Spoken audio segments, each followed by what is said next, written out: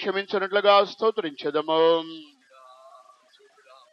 స్తోత్రం స్తోత్రం స్తోత్రం స్తోత్రం స్తోత్రం స్తోత్రం. ప్రభు వాక్యము ద్వారా మనతో మాట్లాడినట్లుగా స్తోత్రించెదము.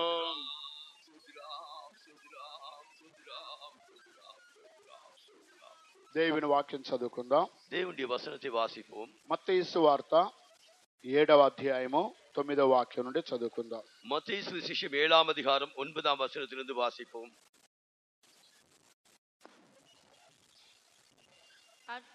మీలో ఏ మనుషుడైనను తన కుమారుడు తన్ను రొట్టెను అడిగిన ఎడల వానికి రాతినిచ్చునా, చేపను అడిగిన ఎడల పామునిచ్చునా?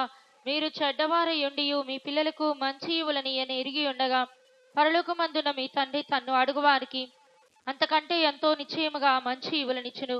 కావున మనుషులు మీకు ఏమి చేయవలనని మీరు కోరుదురో అలాగుననే మీరును వారికి చేయుడి. ఇది ధర్మశాస్త్రమును ప్రవక్తల ఉపదేశమునై ఉన్నది. లూకా సువార్త 11వ అధ్యాయము 11వ వాక్యం నుండి చదువుకుందాం. లూకా సువిశేషం 11వ అధ్యాయం 11వ వచనத்திலிருந்து వాసిపోం. మీలో తండ్రి అయిన వాడు తన కుమారుడు చేపనడిగితే చేపకు ప్రతిగా పామునిచ్చునా, గ్రుడ్డునడిగితే తేలునిచ్చునా? కాబట్టి మీరు చెడ్డవారై ఉండియు మీ పిల్లలకు మంచి ఈవులను ఎరిగి ఉండగా పరలోకమందున్న మీ తండ్రి తన్ను అడుగు వారికి పరిశుద్ధాత్మను ఎంతో నిశ్చయముగా అనుగ్రహించుననెను. దేవుని యొక్క నామానికి మహిమ కలుగుగాక. దేవుని నామమునకు మహిమ ఉండాగటం. ఈ రెండు వాక్యములను గత 4 వారముల నుంచి మనం అనేక కార్యాలు నేర్చుకుంటున్నాము. இந்த 2 வசனங்களிலிருந்து கடந்த 4 வாரங்களாக అనేక కార్యங்களை நாம் కற்றுకొண்டோம். ఈ రెండు వాక్యములను ఈ రెండు సువార్తలో మాత్రమే వ్రాయబడి ఉన్నది. இந்த 2 வசனங்கள் இந்த 2 சுவிசேஷங்களில் மாத்திரம்தான் காணப்படுகிறது. మార్కు సువార్తలో దీనిని గురించి చెప్పబడలేదు. మార్కు సువిశేషத்தில் இதை குறித்து சொல்லப்படவில்லை. యోహాను సువార్తలో కూడా దీనిని గురించి చెప్పబడలేదు. யோவான் సువిశేషத்திலும் இதை குறித்து சொல்லப்படவில்லை. మత్తయి, లూకా వీరిద్దరు మాత్రమే ఈ రెండు వాక్యములను గురించి వారు వ్రాసి మనకి తెలియపరుచున్నారు. மத்தேயு, லூக்கா இந்த 2 சுவிசேஷர்கள் மாத்திரம் அவர்கள் இந்த வசனத்தை குறிப்பிட்டு நமக்கு அறிவித்திருக்கிறார்கள். ఇక్కడ భూలోకము యొక్క తండ్రిని గురించి పరలోకము యొక్క తండ్రిని గురించి వ్రాయబడి ఉన్నది. இங்கே பூலோகத்தில் இருக்கிற தகப்பனை குறித்தும் பரலோகத்தில் இருக்கிற பரம பிதாவை குறித்தும் சொல்லப்பட்டிருக்கிறது. దీనిలో 3 మంచి వస్తువులు 3 మంచి వస్తువులు కానివి మూడింటిని గురించి రాయబడి ఉన్నది. இங்கே 3 நல்ல பொருட்களை குறித்தும் 3 நல்லதல்லாத பொருட்களை குறித்தும் எழுதப்பட்டிருக்கிறது. ఈ 3 మంచివి కాని వస్తువులను గురించి మనం చూడగలుగుతున్నాం. దానిలో ఒకటి రాయి, రెండవది పాము, మూడవది తేలైంటున్నది. இந்த நல்லதல்லாத 3 காரியங்களை நாம் இங்கே பார்க்கிறோம். அதில் ஒன்று கல், இரண்டாவது பாம்பு, மூன்றாவது தேள். దేవునికి స్తోత్రం కలుగుగాక. దేవునికి స్తోత్రం ఉండాగటం. 3 మంచి వస్తువులను గురించి కూడా ఈ సువార్తలలో మనము చదివి ఉన్నాము. 3 நல்ல காரியங்களை குறித்தும் கூட இந்த சுவிசேஷத்திலேயே நாம் படித்தோம். వీటిలో మంచి కార్యములలో ఒకటి రొట్టె ఇంటున్నది. இந்த நல்ல காரியங்களில் முதலாவது அப்பம், రెండవది చాప, இரண்டாவது மீன், మూడవది గుడ్డ ఉన్నది, மூன்றாவது முட்டை. ఈ యొక్క మూడింటిని గురించి గత దినాలలో మూడింటిలో రెండింటిని గురించి మనం విని ఉన్నాము. இந்த 3 காரியங்களிலே கடந்த வாரங்களில் நாம் 2 காரியங்களை குறித்து நாம் கேட்டோம். వాటిలో రాయిని గురించి రొట్టెని గురించి మనం విని ఉన్నాము. நாம் அவைகளிலே அப்பத்தை குறித்தும் கல்லை குறித்தும் நாம் தியானித்தோம். ఆ తర్వాత చేపను గురించి పాముని గురించి కూడా గత వారములో మనం విని ఉన్నాము. அதற்கு பின்னதாக இந்த மீனை குறித்தும் பாம்பை குறித்தும் நாம் கேட்டோம்.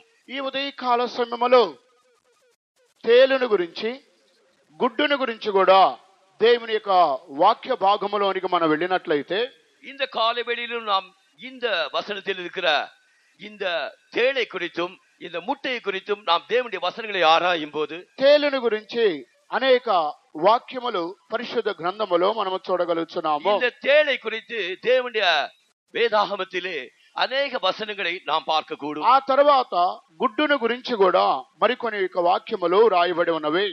இன்னும் முட்டையை குறித்து கூட இன்னும் அதிகமான சில வசனங்கள் எழுதப்பட்டிருக்கிறது. దేవుని యొక్క నామాన్ని మహిమ కలుగును గాక. தேவனுடைய நாமத்திற்கு மகிமை உண்டாகட்டும். మొట్టమొదటగా తేలును గురించి కొన్ని వాక్యములు పరిశుద్ధ గ్రంథములో మనం చూచినప్పుడు, முதலாவதாக இந்த தேளை குறித்து பரிசுத்த வேதாகமத்தில் சில வசனங்களை நாம் பார்க்கும்போது, లూకాసు వార్త 10వ అధ్యాయమునకు మనం వచ్చినట్లయితే லூகாஸ் விசேஷம் 10ஆம் அதிகாரத்துக்கு நாம் வருவோம் என்றால் 19వ వాక్యములో పాములను తేలును గురించి పామును గురించి అక్కడ రాయబడి ఉన్నది. இங்கே 19ஆம் వచనத்திலே பாம்பை குறித்தும் தேளை குறித்தும் சொல்லப்பட்டிருக்கிறது. ఇదిగో పాములను తేళ్లను త్రొక్కుటకును శత్రువు బలమంతటి మీదను మీకు అధికారము అనుగ్రహించి ఉన్నాను, ఏదియో మీకెంత మాత్రమును హాని చేయదు. దేవునికి స్తోత్రం కలుగును గాక.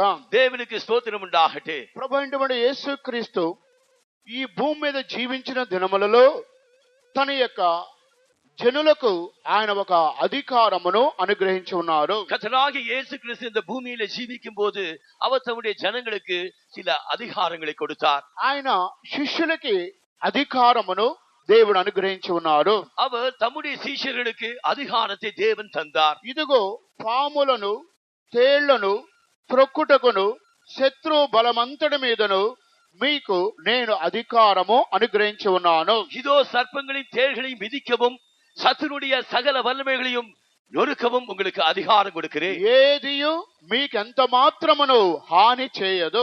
அவைகள் ஒன்றும் உங்களுக்கு எந்த சேதமும் செய்ய முடியாது. ఇక్కడ పాము తేలు ఈ రెండింటిని త్రొక్కేటువంటి ఒక బలము అధికారము దేవుడు తన శిష్యులకి అనుగ్రహించి ఉన్నాడు. இங்கே பாம்பையும் தேளையும் மிதிக்கக்கூடிய ஒரு பலத்தையும் ஒரு அதிகாரத்தையும் தம்முடைய சீஷர்களுக்கு கர்த்தராகிய இயேசு தந்தார். ఇక్కడ పాములను తేళ్లను త్రొక్కుటకును శత్రు బలమంతటి మీద మీకు నేను అధికారం ఇచ్చి ఉన్నాను.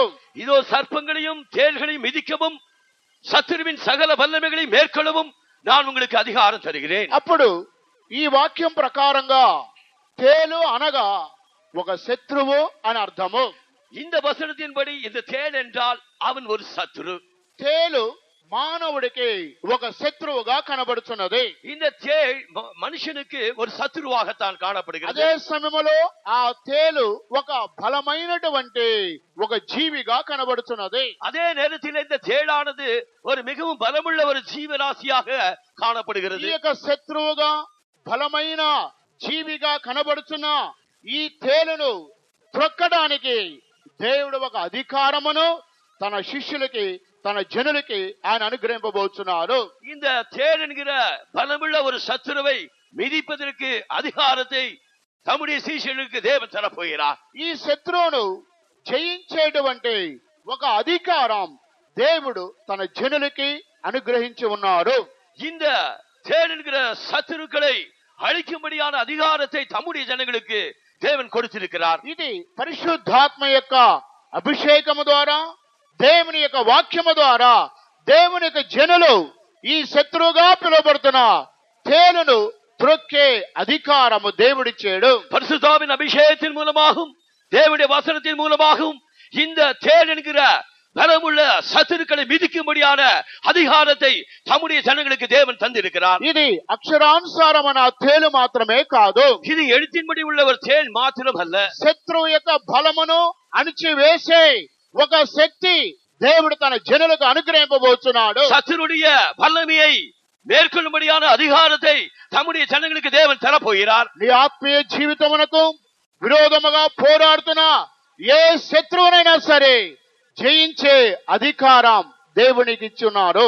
உன்னுடைய ஆவிக்குரிய ஜீவித்துக்கு விரோதமாக எதிர்த்து நிற்கிற எந்த சத்துருவானாலும் சரி அதை மேற்கொள்ளக்கூடிய வல்லமையை தேவன் உனக்கு தருகிறார். నీ యొక్క జీవితమునకు ఏ ఏ కార్యములు శత్రువులుగా కనబడుతున్నవి, உன்னுடைய ஜீவித்திற்கு எந்த காரியங்கள் சத்துருக்களாய் காணப்படுகிறது, నీ వ్యక్తిగత జీవితమునకు విరోధముగా శత్రువులు ఉన్నట్లయితే, உன்னுடைய தனிப்பட்ட ஜீவித்திற்கு விரோதமாக சத்துருக்கள் இருப்பாராக, నీ యొక్క కుటుంబమునకు విరోధముగా పోరాడుతున్న శత్రువులు ఉన్నట్లయితే, உன்னுடைய குடும்பத்திற்கு விரோதமாக போராடுகிற சத்துருக்கள் இருப்பார்களாக, నీ యొక్క ఉద్యోగమునకు వ్యాపారమునకు విరోధంగా పోరాడుతున్న శత్రువులు ఉన్నట్లయితే, உன்னுடைய உத்தியோகத்திற்கும் உன்னுடைய வியாபாரத்திற்கும் விரோதமாக போராடுகிற சத்துருக்கள் இருப்பார்கள். జయించువాர்களாகி ఏ శత్రువైనా శత్రు బలమంతటి మీద దేవునికి అధికారం ఇచ్చి ఉన్నాడు. அவர்கள் எத்தனை சத்துருக்களாய் இருந்தாலும் சத்துருக்களின் சகல வல்லமையின் மேல் மேற்கொள்ள அதிகாரத்தை கர்த்தருக்கு தந்திருக்கிறார். శత్రువును నేను జయించలేనని నీవు భయపడకూడదు.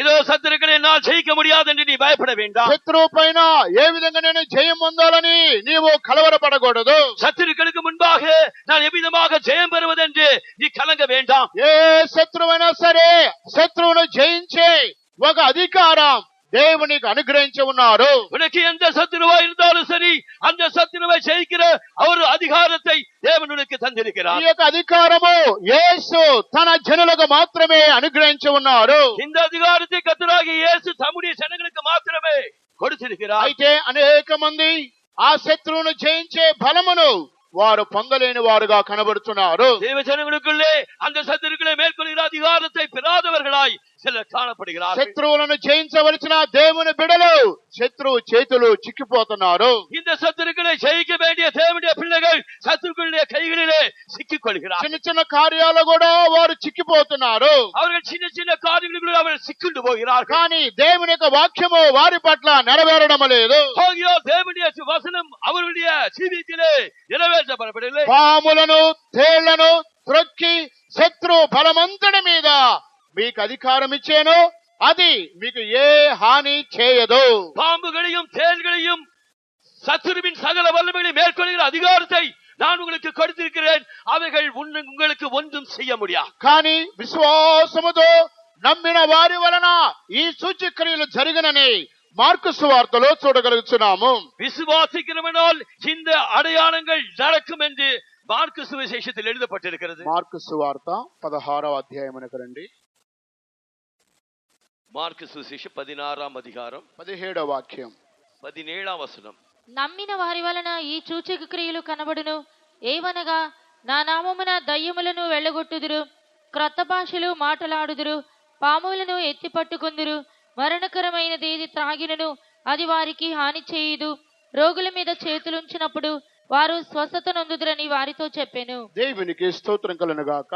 దేవునికి స్తోత్రం ఉండాలి. ఇక్కడ నమ్మిన వారి వలన ఈ సూచక క్రియలు కనబడును. விசுவாசமுள்ளவனால் இந்த அடையாளங்கள் நடக்கும். విశ్వసించిన వారు నమ్మిన వారు వారు దయ్యములను వెళ్ళగొట్టబోతున్నారు. விசுவாசிக்கிறவர்கள் நம்புகிறவர்கள் இந்த பிசாசுகளை துரத்த போகிறார்கள். వారు క్రొత్త భాషలు మాట్లాడుదురు, அவர்கள் புதிய பாஷைகளை பேசுவார்கள். పాములను ఎత్తి పట్టుకొందురు, அவர்களை பாம்புகளை எடுப்பார்கள். మరణకరమైనది ఏది త్రాగినా కూడా వారికి హాని కలగదు. சாவுக்கு ஏதுவான எதை குடித்தாலும் அவர்களுக்கு சேதம் ஒன்றுமிராது. ఇవన్నీ కూడా విశ్వసించి నమ్మిన వారి వలన ఈ క్రియలు జరుగుతున్నవి. இது விசுவாசிக்கிறவர்களால் செய்யப்படுகிற இந்த అடையாளங்களா இருக்கின்றன. ఇది తేలులో ఉన్నటువంటి మొదటి యొక్క అనుభవం అంటున్నది. இது தேளிலே சொல்லப்பட்ட முதலாவது அனுபவமாய் காணப்படுகிறது. తేలు అనగా అక్షరానుసారమైన తేలు కాదు. தேள் என்றால் எழுத்தின்படி உள்ள தேளே அல்ல. ఇది నీ ఆత్మీయ జీవితమునకు విరోధముగా పోరాడుతున్న శత్రువు యొక్క బలాన్ని బయలుపరుచున్నది. இது உன்னுடைய ஆவிக்குரிய ஜீவித்துக்கு விரோதமாக போராடுகிற சத்துருவின் வல்லமையை காட்டுகிறது. నీ యొక్క శత్రువు యొక్క బలమును జయించడానికి దానికంటే ఒక గొప్ప అభిషేకమును దేవునికి అనుగ్రహించి ఉన్నారు. இந்த சத்துருவின் மேற்கொள்ளக்கூடிய ஒரு அதற்கென்று மிஞ்சிய ஒரு அபிஷேகத்தை கர்த்தர் உனக்கு தந்திருக்கிறார். ఈ తేలులో ఉన్న మరొక రెండవ భాగమును మనం చూసినట్లయితే இந்த தேடியில் இருக்கிற இரண்டாவது காரியத்தை நாம் பார்ப்போம் என்றால் ద్వితీయోపదేశ కాండమునకు రండి. உபாகமத்துக்கு வாருங்கள். ద్వితీయోపదేశ కాండము 8వ అధ్యాయం 15వ వాక్యం. 8వ అధ్యాయం 18వ వచనం. తాపకరమైన పాములను తేళ్లను కలిగి ఎడారి అయి నీళ్లు లేని భయంకరమైన ఆ గొప్ప అరణ్యంలో ఆయన నిన్ను నడిపించెను, రాతి బండ నుండి నీకు నీళ్లు తెప్పించెను. దేవునికి స్తోత్రం కలుగుగాక. దేవునికి స్తోత్రం ఉండాలి. ఇక్కడ తాపకరమైన పాములను తేళ్లను కలిగి ఎడారి అయి అని రాయబడి ఉన్నది. இங்கே கொள்ளிவாய் சர்ப்பங்களும் தேள்களும் தண்ணீர் இல்லாத வறட்சியான நிலங்களும் என்று எழுதப்பட்டிருக்கிறது. ఎడారి అయిన నీళ్ల లేని భయంకరమైన ఈ గొప్ప అరణ్యములో ఆయన నిన్ను నడిపించెను. தண்ணீர் இல்லாத வறட்சியான மகா பயங்கரமான வனாந்தரத்தின் வழியாக அவர் உன்னை நடத்தினார். నీళ్లు లేని అరణ్యములో భయంకరముగా దేవుడు నిన్ను నడిపించి ఉన్నాడు. தண்ணீர் இல்லாத பயங்கரமான வனாந்தரத்திலே அவர் உன்னை நடத்தி இருக்கிறார். ఈ భయంకరమైన అరణ్యములో తాపకరమైన పాములను తేళ్లను ఆ అరణ్యములో ఉన్నవి. இந்த பயங்கரமான வனாந்தரத்திலே தானே கொள்ளிவாய் சர்ப்பங்களும் இந்த தேள்களும் காணப்படுகின்றன. ఇది ఇశ్రాయేలీలు ఐగుప్తు యొక్క దేశము నుండి కానానికి వారు ప్రయాణం చేసే మార్గములో ఈ తేళ్లు అరణ్యములో కనబడుతున్నవి. இது இஸ்ரவேல் ஜனங்கள் எகிப்திலிருந்து வனாந்தரத்தின் வழியாக அவர்கள் கானான் தேசத்தை நோக்கி போய் செல்லும்போது இப்படிப்பட்ட காரியங்கள் காணப்படுகிறது. అరణ్యము అనగా ఇది మన విశ్వాస జీవితాన్ని బయలుపరుచున్నది. வனாந்தரம் என்றால் இது நம்முடைய விசுவாச ஜீவியத்தை காட்டுகிறது. విశ్వాస జీవితమునకు విరోధముగా పోరాడే తేళ్లను ఇది బయలుపరుచున్నది. விசுவாச ஜீவியத்திற்கு எதிராக போராடுகிற செயல்களையே இது காட்டுகிறது. నీళ్లు లేని భీకరము కలిగిన ఈ గొప్ప అరణ్యములో ఆయన నిన్ను నడిపించాడు. இந்த தண்ணீர் இல்லாத வறட்சியான பயங்கரமான வனாந்தரத்திலே அவர் உன்னை நடத்தினார். ఐగుప్తు యొక్క దేశానికి కానాను దేశానికి మధ్యలో ఉన్న ప్రదేశమే అరణ్య ప్రదేశం అంటున్నది. எகிப்து தேசத்திற்கும் கானான் தேசத்திற்கும் மத்தியில் உள்ள இந்த பிரதேசம் தான் இந்த வனாந்தரம். ఐగుప్తు దేశము లోకమును బయలుపరుచున్నది. இந்த எகிப்து தேசமோ உலகத்தை வெளிப்படுத்துகிறது. కానాను పరలోక రాజ్యాన్ని బయలుపరుచున్నది. இந்த கானானோ பரலோக ராஜ்யத்தை வெளிப்படுத்துகிறது. ఐగుప్తు దేశానికి కానాను దేశానికి మధ్యలో ఉన్నదే అరణ్యము.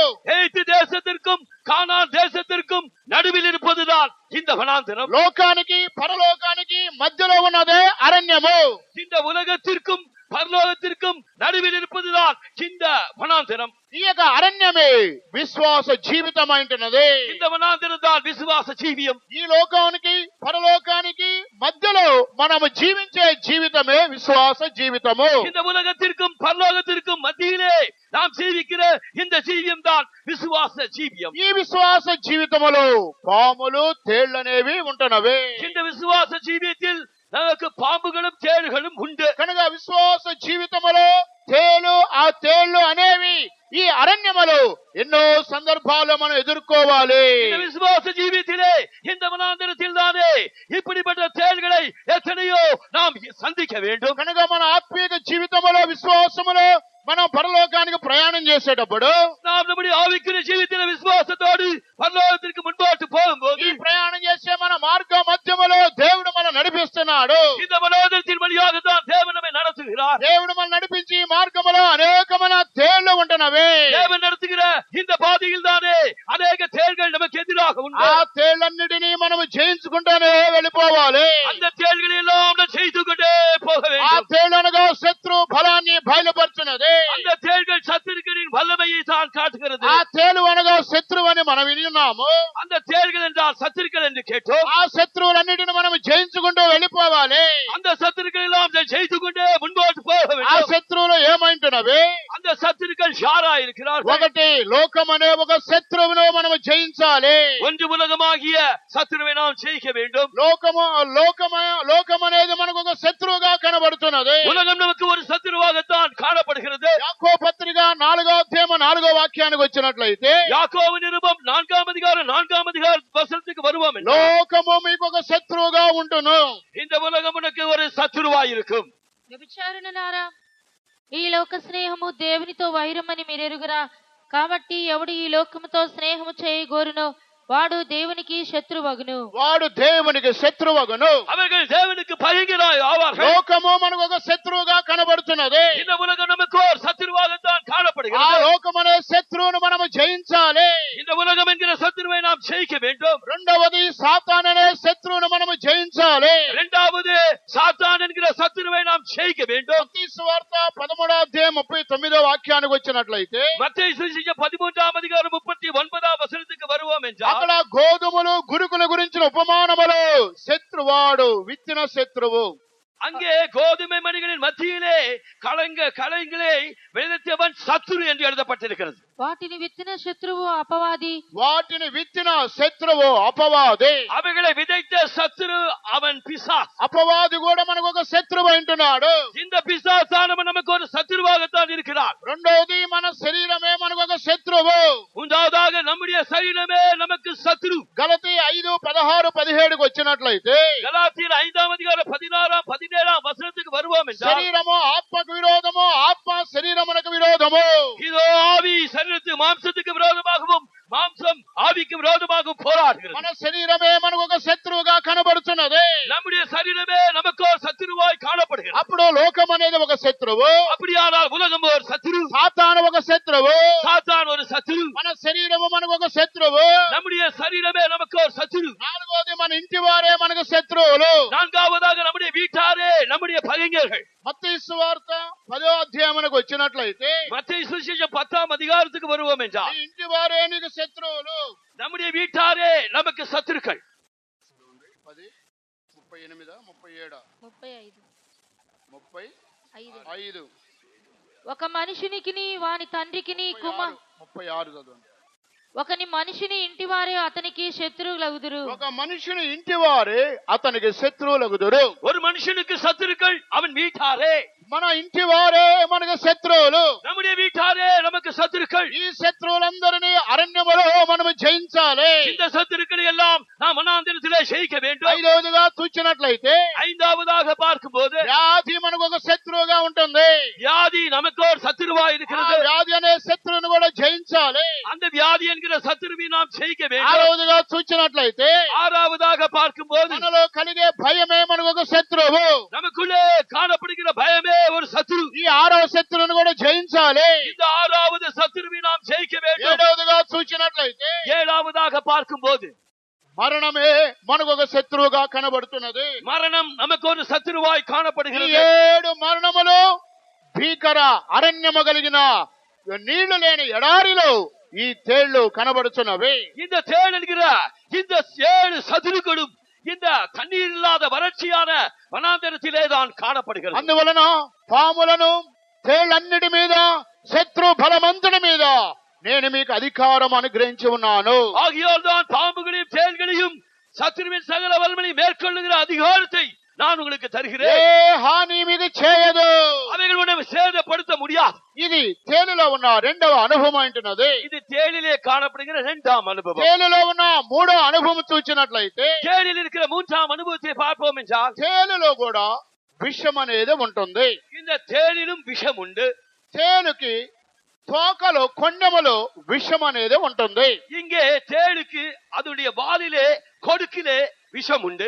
దేవునికి స్తోత్రం కలుగుగాక. தேவனுக்கு ஸ்தோத்திரம் உண்டாகட்டும். అప్పుడు తేలు ఒక మనుషుని కుట్టిన వెంటనే అతడు చనిపోడు. இந்த தேள் ஒரு மனுஷனை கொட்டின உடனே அவன் சாக மாட்டான். దానికి తోకలో కొండెములో ముళ్ళులో విషం ఉంటుంది. அதனுடைய வாலிலே கொடுக்கிலே விஷம் உண்டு. ఆ ముళ్ళులోనే దానికి విషం అనేది ఉంటుంది. அந்த கொடுக்கில் தான் அதற்கு விஷம் உண்டு. ఆ విషము ఆ తేలు మనుషుడిని ఆ ముళ్ళుతో కుట్టిన తర్వాత మనుషుడు వెంటనే చనిపోడు. அந்த தேள் தன்னுடைய வாலில் இருக்கிற கொடுக்கினால் அந்த மனுஷனை கொட்டின உடனே மனிதன் சாக மாட்டான். ఆ ముళ్ళులో నుండి వచ్చేటువంటి విషము ఇతను కుట్టిన తర్వాత శిరస్సు మొదలుకొని అరికాల వరకు ప్రతి అవయములోనికి ఆ విషము ప్రవేశించి శరీరం అంతా కూడా పాయిజన్ గా మారుతుంది. இந்த விஷமானது அந்த தேள் கொட்டின உடனே அந்த மனிதனுடைய சரீரத்திலே தலை முதல் கால் வரை அது பரவி அது விஷம் முழு உடம்பிலும் பரவுகிறது. శరీరం అంతా కూడా పాకి విషముగా మారిన తర్వాత కొంతసేపటికి లేదా ఒక 2-3 దినాలకి కొన్ని దినాలకి అతడు మరణించబోతున్నాడు. அவ்விதமாக அந்த விஷமானது அவன் உடம்பில் முழுவதும் பரவின உடனே 2-3 நாட்களுக்குள்ளாக அவனுக்கு ஒரு சாவுண்டா. తేలు యొక్క ముళ్ళులో నుండి విషము శరీరం అంతా పాకిన తర్వాతే అతడు మరణింపబోతున్నాడు. தேளின் கொடுக்கின் மூலமாக விஷம் முழுவதும் அவனுடைய சரீரத்திலே பரவின பின்புதான் அவனுக்கு மரணம் உண்டாகும். ఆ తేలు కొండెములో ఒక ముళ్ళు ఉంటుంది. அதனுடைய தேளின் வாலிலே ஒரு கொடுக்கிலே முள்ளு உண்டு. ఆ ముళ్ళే మరణపు ముళ్ళు అంటున్నది. அந்த கொடுக்குதான் அவனுக்கு மரணத்தை உண்டாக்கு. ఓ మరణమా నీ విజయం ఎక్కడని రాయబడి ఉన్నది. ஆகியோர்தான் ஓ மரணமே உன் கூர் எங்கே என்று ఓ எழுதப்பட்டிருக்கிறது. మరణమా నీ ముళ్ళెక్కడా. ஓ மரணமே உன் கூர் எங்கே. ఆ ముళ్ళులో మరణము విషం అనేది ఉన్నది. அந்த கூரில் தான் அந்த மரணத்துக்கு ஏதுவான விஷம் இருக்கிறது. இருக்கிறது. దానిని గురించి మొదటి కొరింథీయులకు రాసిన పత్రిక 15వ అధ్యాయమునకు వచ్చినట్లయితే அதை குறித்து 1 கொரிந்தியர் 15ஆம் அதிகாரத்துக்கு வருவோம் என்றால் 55వ వాక్యము చదువుకుందాం. 55ஆம் வசனத்தை வாசிப்போம். ఓ మరణమా నీ విజయం ఎక్కడా? ఓ మరణమా నీ ముళ్ళు ఎక్కడా? మరణపు ముళ్ళు పాపము, పాపమునకున్న బలము ధర్మశాస్త్రమే. దేవునికి స్తోత్రం కలుగును గాక. தேவனுக்கு ஸ்தோத்திரம் உண்டாகட்டும். ఓ మరణమా నీ విజయం ఎక్కడా? ஓ மரணமே உன் கூர் எங்கே? ఓ మరణమా నీ ముళ్ళు ఎక్కడా? ஓ மரணமே உன் கூர் எங்கே? మరణపు ముళ్ళు పాపము, அந்த மரணத்தின் கூர் அந்த பாவம், పాపమునకున్న బలము ధర్మశాస్త్రము. அந்த பாவத்தின் பலன்தான் நியாயப்பிரமாணம். ఆయనను మన ప్రభు అయిన యేసు క్రీస్తు ద్వారా జయం అనుగ్రహించిన దేవునికి స్తోత్రం కలుగును గాక. என்றாலும் நம்முடைய கர்த்தராகிய இயேசு கிறிஸ்துவின் மூலமாக நமக்கு ஜெயம் கொடுக்கிற தேவனுக்கு ஸ்தோத்திரம். మరణము ముళ్ళు పాపమని రాయబడి ఉన్నది. இங்கே மரணம் கூர் பாதாளம் என்று ఈ எழுதப்பட்டிருக்கிறது. యొక్క ముళ్ళులో పాపము విషం అనేది ఉంటుంది. இந்த முள்ளிலே இந்த விஷம் இருக்கிறது. తేలి యొక్క కొన్నెములో ముళ్ళులో ఈ విషం పాపము దాగి ఉంటుంది. இந்த தேனின் கடுக்கிலே இந்த விஷம் மறைந்திருக்கிறது. అందువల్ల తేలు కుట్టిన వెంటనే మనుషుడు మరణించడు.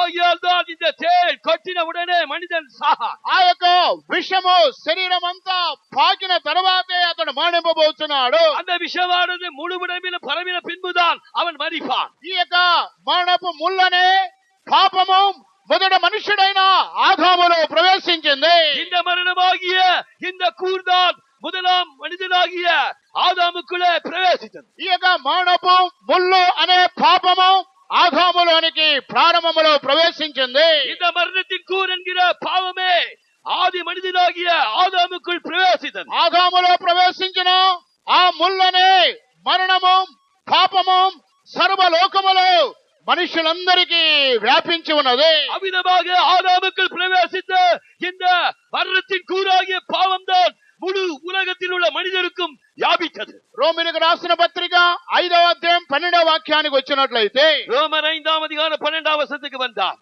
ఇట్లుండగా ఒక మనుషుని ద్వారా పాపము ద్వారా మరణమును లోకములో ఎలాగూ ప్రవేశించెను, అలాగుననే మనుషులందరూ పాపము చేసినందున మరణము అందరికీ సంప్రాప్తమాయెను. దేవునికి స్తోత్రం కలుగును గాక. தேவனுக்கு ஸ்தோத்திரம் உண்டாகட்டும். ఒక మనుషుని ద్వారా పాపము బయలుదేరింది. ஒரே மனுஷனாலே பாவம் ఆ பிரவேசித்தது. పాపము ద్వారా మరణము ప్రవేశించింది. அந்த பாவத்தினாலேயே மரணமும் பிரவேசித்தது. అది మనుషులందరికీ ప్రవేశించింది. அது மனுஷர் எல்லோருக்கும் பிரவேசித்தது.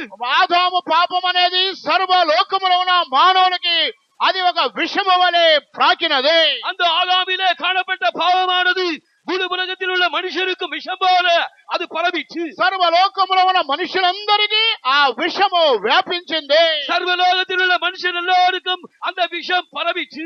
పాపము వలన వచ్చేటువంటి జీతము మరణమని రాయబడి ఉన్నది. பாவத்தின் சம்பளம் மரணம் என்று ఆ எழுதப்பட்டிருக்கிறது. పాపము ఆదాము ద్వారా కలిగినది. அந்த பாவம் ஆதாமிலே உண்டாயிற்று. ఆ పాపము ద్వారా మరణము సంభవించింది. அந்த பாவத்தினாலேயே மரணமும் ఆ உண்டாயிற்று. మరణము పాపము మనుషులందరికీ వ్యాపించినది. அந்த மரணமும் பாவமும் மனுஷர் எல்லோருக்கும் வியாபித்திருக்கிறது. కొన్ని వేల సంవత్సరాల క్రితము ఆ తేలి యొక్క ముళ్ళు కొన్నెము విషం అనేది ఆదామును కుట్టినది. அந்த பல வருடங்களுக்கு முன்னதாக அந்த தேனின் கொடுக்கு அந்த ஆதாமை கொட்டினது. కనుక మొట్టమొదటిగా ఈ తేలు మొదట మనుషుడైన ఆదాముని ఆ తేలు కుట్టినది. முதலாவதாக இந்த தேள் ஆதி மனுஷனாகிய ஆதாமை கொட்டியது.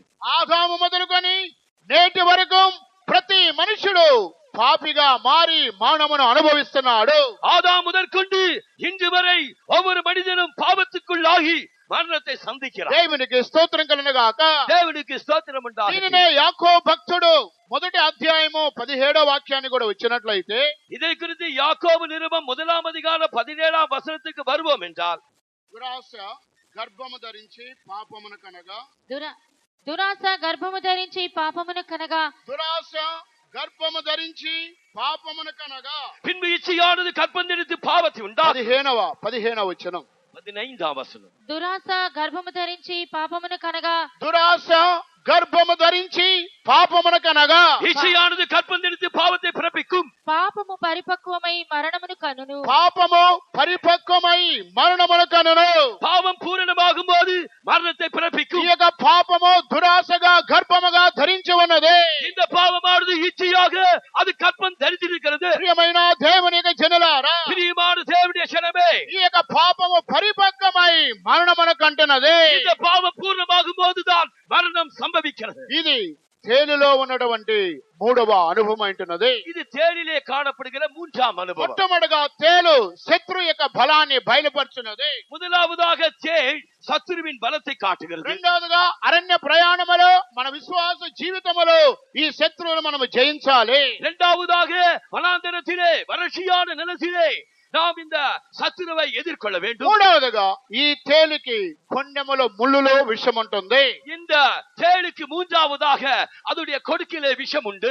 ఆ విషము పాపమును బయలుపరుచున్నది. அந்த விஷம் தான் பாவம். ఇది తేలులో ఉన్న మూడవ అనుభవము. இது தேளிலே காணப்படுகிற மூன்றாம் அனுபவம். నాలుగవదిగా చూచినట్లయితే நான்காவதாக பார்க்கும்போது ఆ దేవుడు క్షమింపబడినటువంటి పాపము కూడా కనబడుతున్నవి. தேவன் மன்னிக்க முடியாத பாவம் கூட காணப்படுகிறது. దీనిని గురించి హోషియా గ్రంథానికి వచ్చినట్లయితే இதை குறித்து ஓசியா புஸ்தகத்துக்கு வருவோம் என்றால், హోషియా గ్రంథానికి రండి. ஓசியா புஸ்தகம் 13వ అధ్యాయము 13ஆம் அதிகாரம் 12వ వాక్యం నుండి కొన్ని వాక్యాలు చదువుకుందాం. 12ஆம் வசனத்திலிருந்து சில வசனங்களை வாசிப்போம். ఎఫ్రాయిము దోషము నా యొద్ద ఉంచబడి ఉన్నది, అతని పాపము భద్రము చేయబడి ఉన్నది. ప్రసూతి వేదన కలిగినట్టుగా అతనికి వేదన పుట్టును.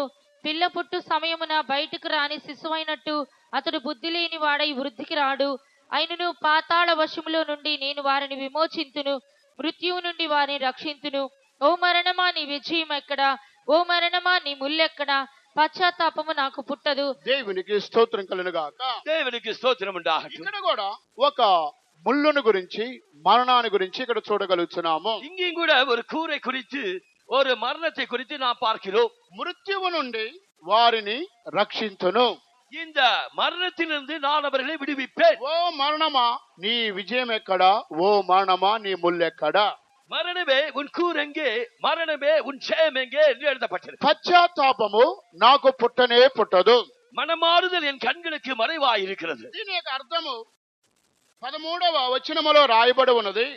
ప్రసూతి వేదనలు కలిగినట్టుగా అతనికి వేదన పుట్టును. இங்கே 13ஆம் வசனத்திலே அதனுடைய காரணம் எழுதப்பட்டிருக்கிறது. பிரசவ ஸ்திரீக்கு வேதனை உண்டாவது போல் அவனுக்கு உண்டாகும். పిల్ల పుట్టు సమయమున బయటికి రాని శిశువు అయినట్టుగా అతడు బుద్ధి లేని వాడై వృద్ధికి రాడు అని రాయబడి ఉన్నది.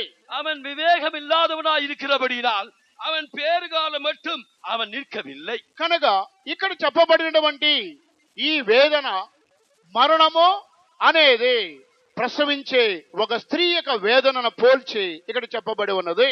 இங்கே சொல்லப்பட்ட வேதனை ஒரு பிரசவ ஸ்திரீ அவள் படும் வேதனை மரணத்திற்கு ஒப்பாக சொல்லப்பட்டிருக்கிறது. ఆ పిల్ల పుట్టే సమయమున వారు బయటికి రారు, అదే సమయంలో వారు బుద్ధి లేని వారుగా ఉండి అభివృద్ధి చెందరు అని రాయబడి ఉన్నది. அவர்கள் பேர்காலம் மட்டும் அவர்கள் வெளியே வருவதில்லை, விவேகம் இல்லாதவர்களாய் இருப்பார்கள் என்று எழுதப்பட்டிருக்கிறது. కనుక వారు బుద్ధి లేని వారై అభివృద్ధికి రారు.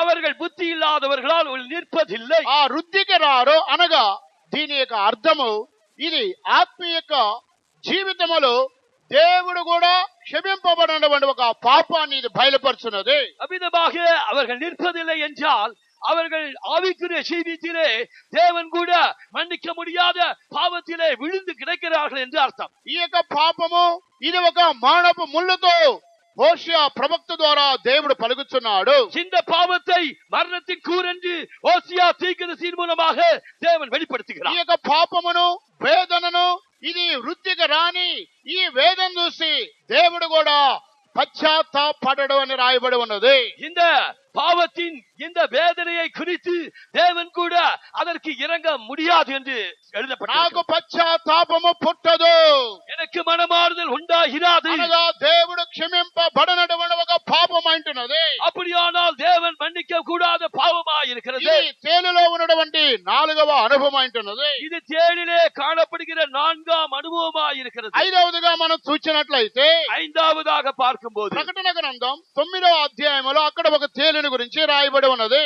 வெளிப்படுத்தின விசேஷம் 9ஆம் அதிகாரத்திலே ஒரு தேளை குறித்து சொல்லப்பட்டிருக்கிறது. ఇది కృపా కాలము ముగింపబడిన తదుపరి ప్రభు రాకడలో దేవుని బిడ్డలు సంఘము కొనిపోబడిన తరువాత విడవబడిన క్రైస్తవులకి ఈ తేలు యొక్క బాధను వారు అనుభవింపబోతున్నారు. இது கிருபையின் காலத்தின் முடிவிலே கர்த்தராகிய இயேசுவின் வருகையிலே சபையானது எடுத்துக்கொள்ளப்பட்ட பின்பு సంభవించిన కార్యத்தில் ஒன்றாக எழுதப்பட்டிருக்கிறது. ప్రభు రాకడలో విడవబడిన క్రైస్తవులకి ఈ తేలు బాధ తెలియను.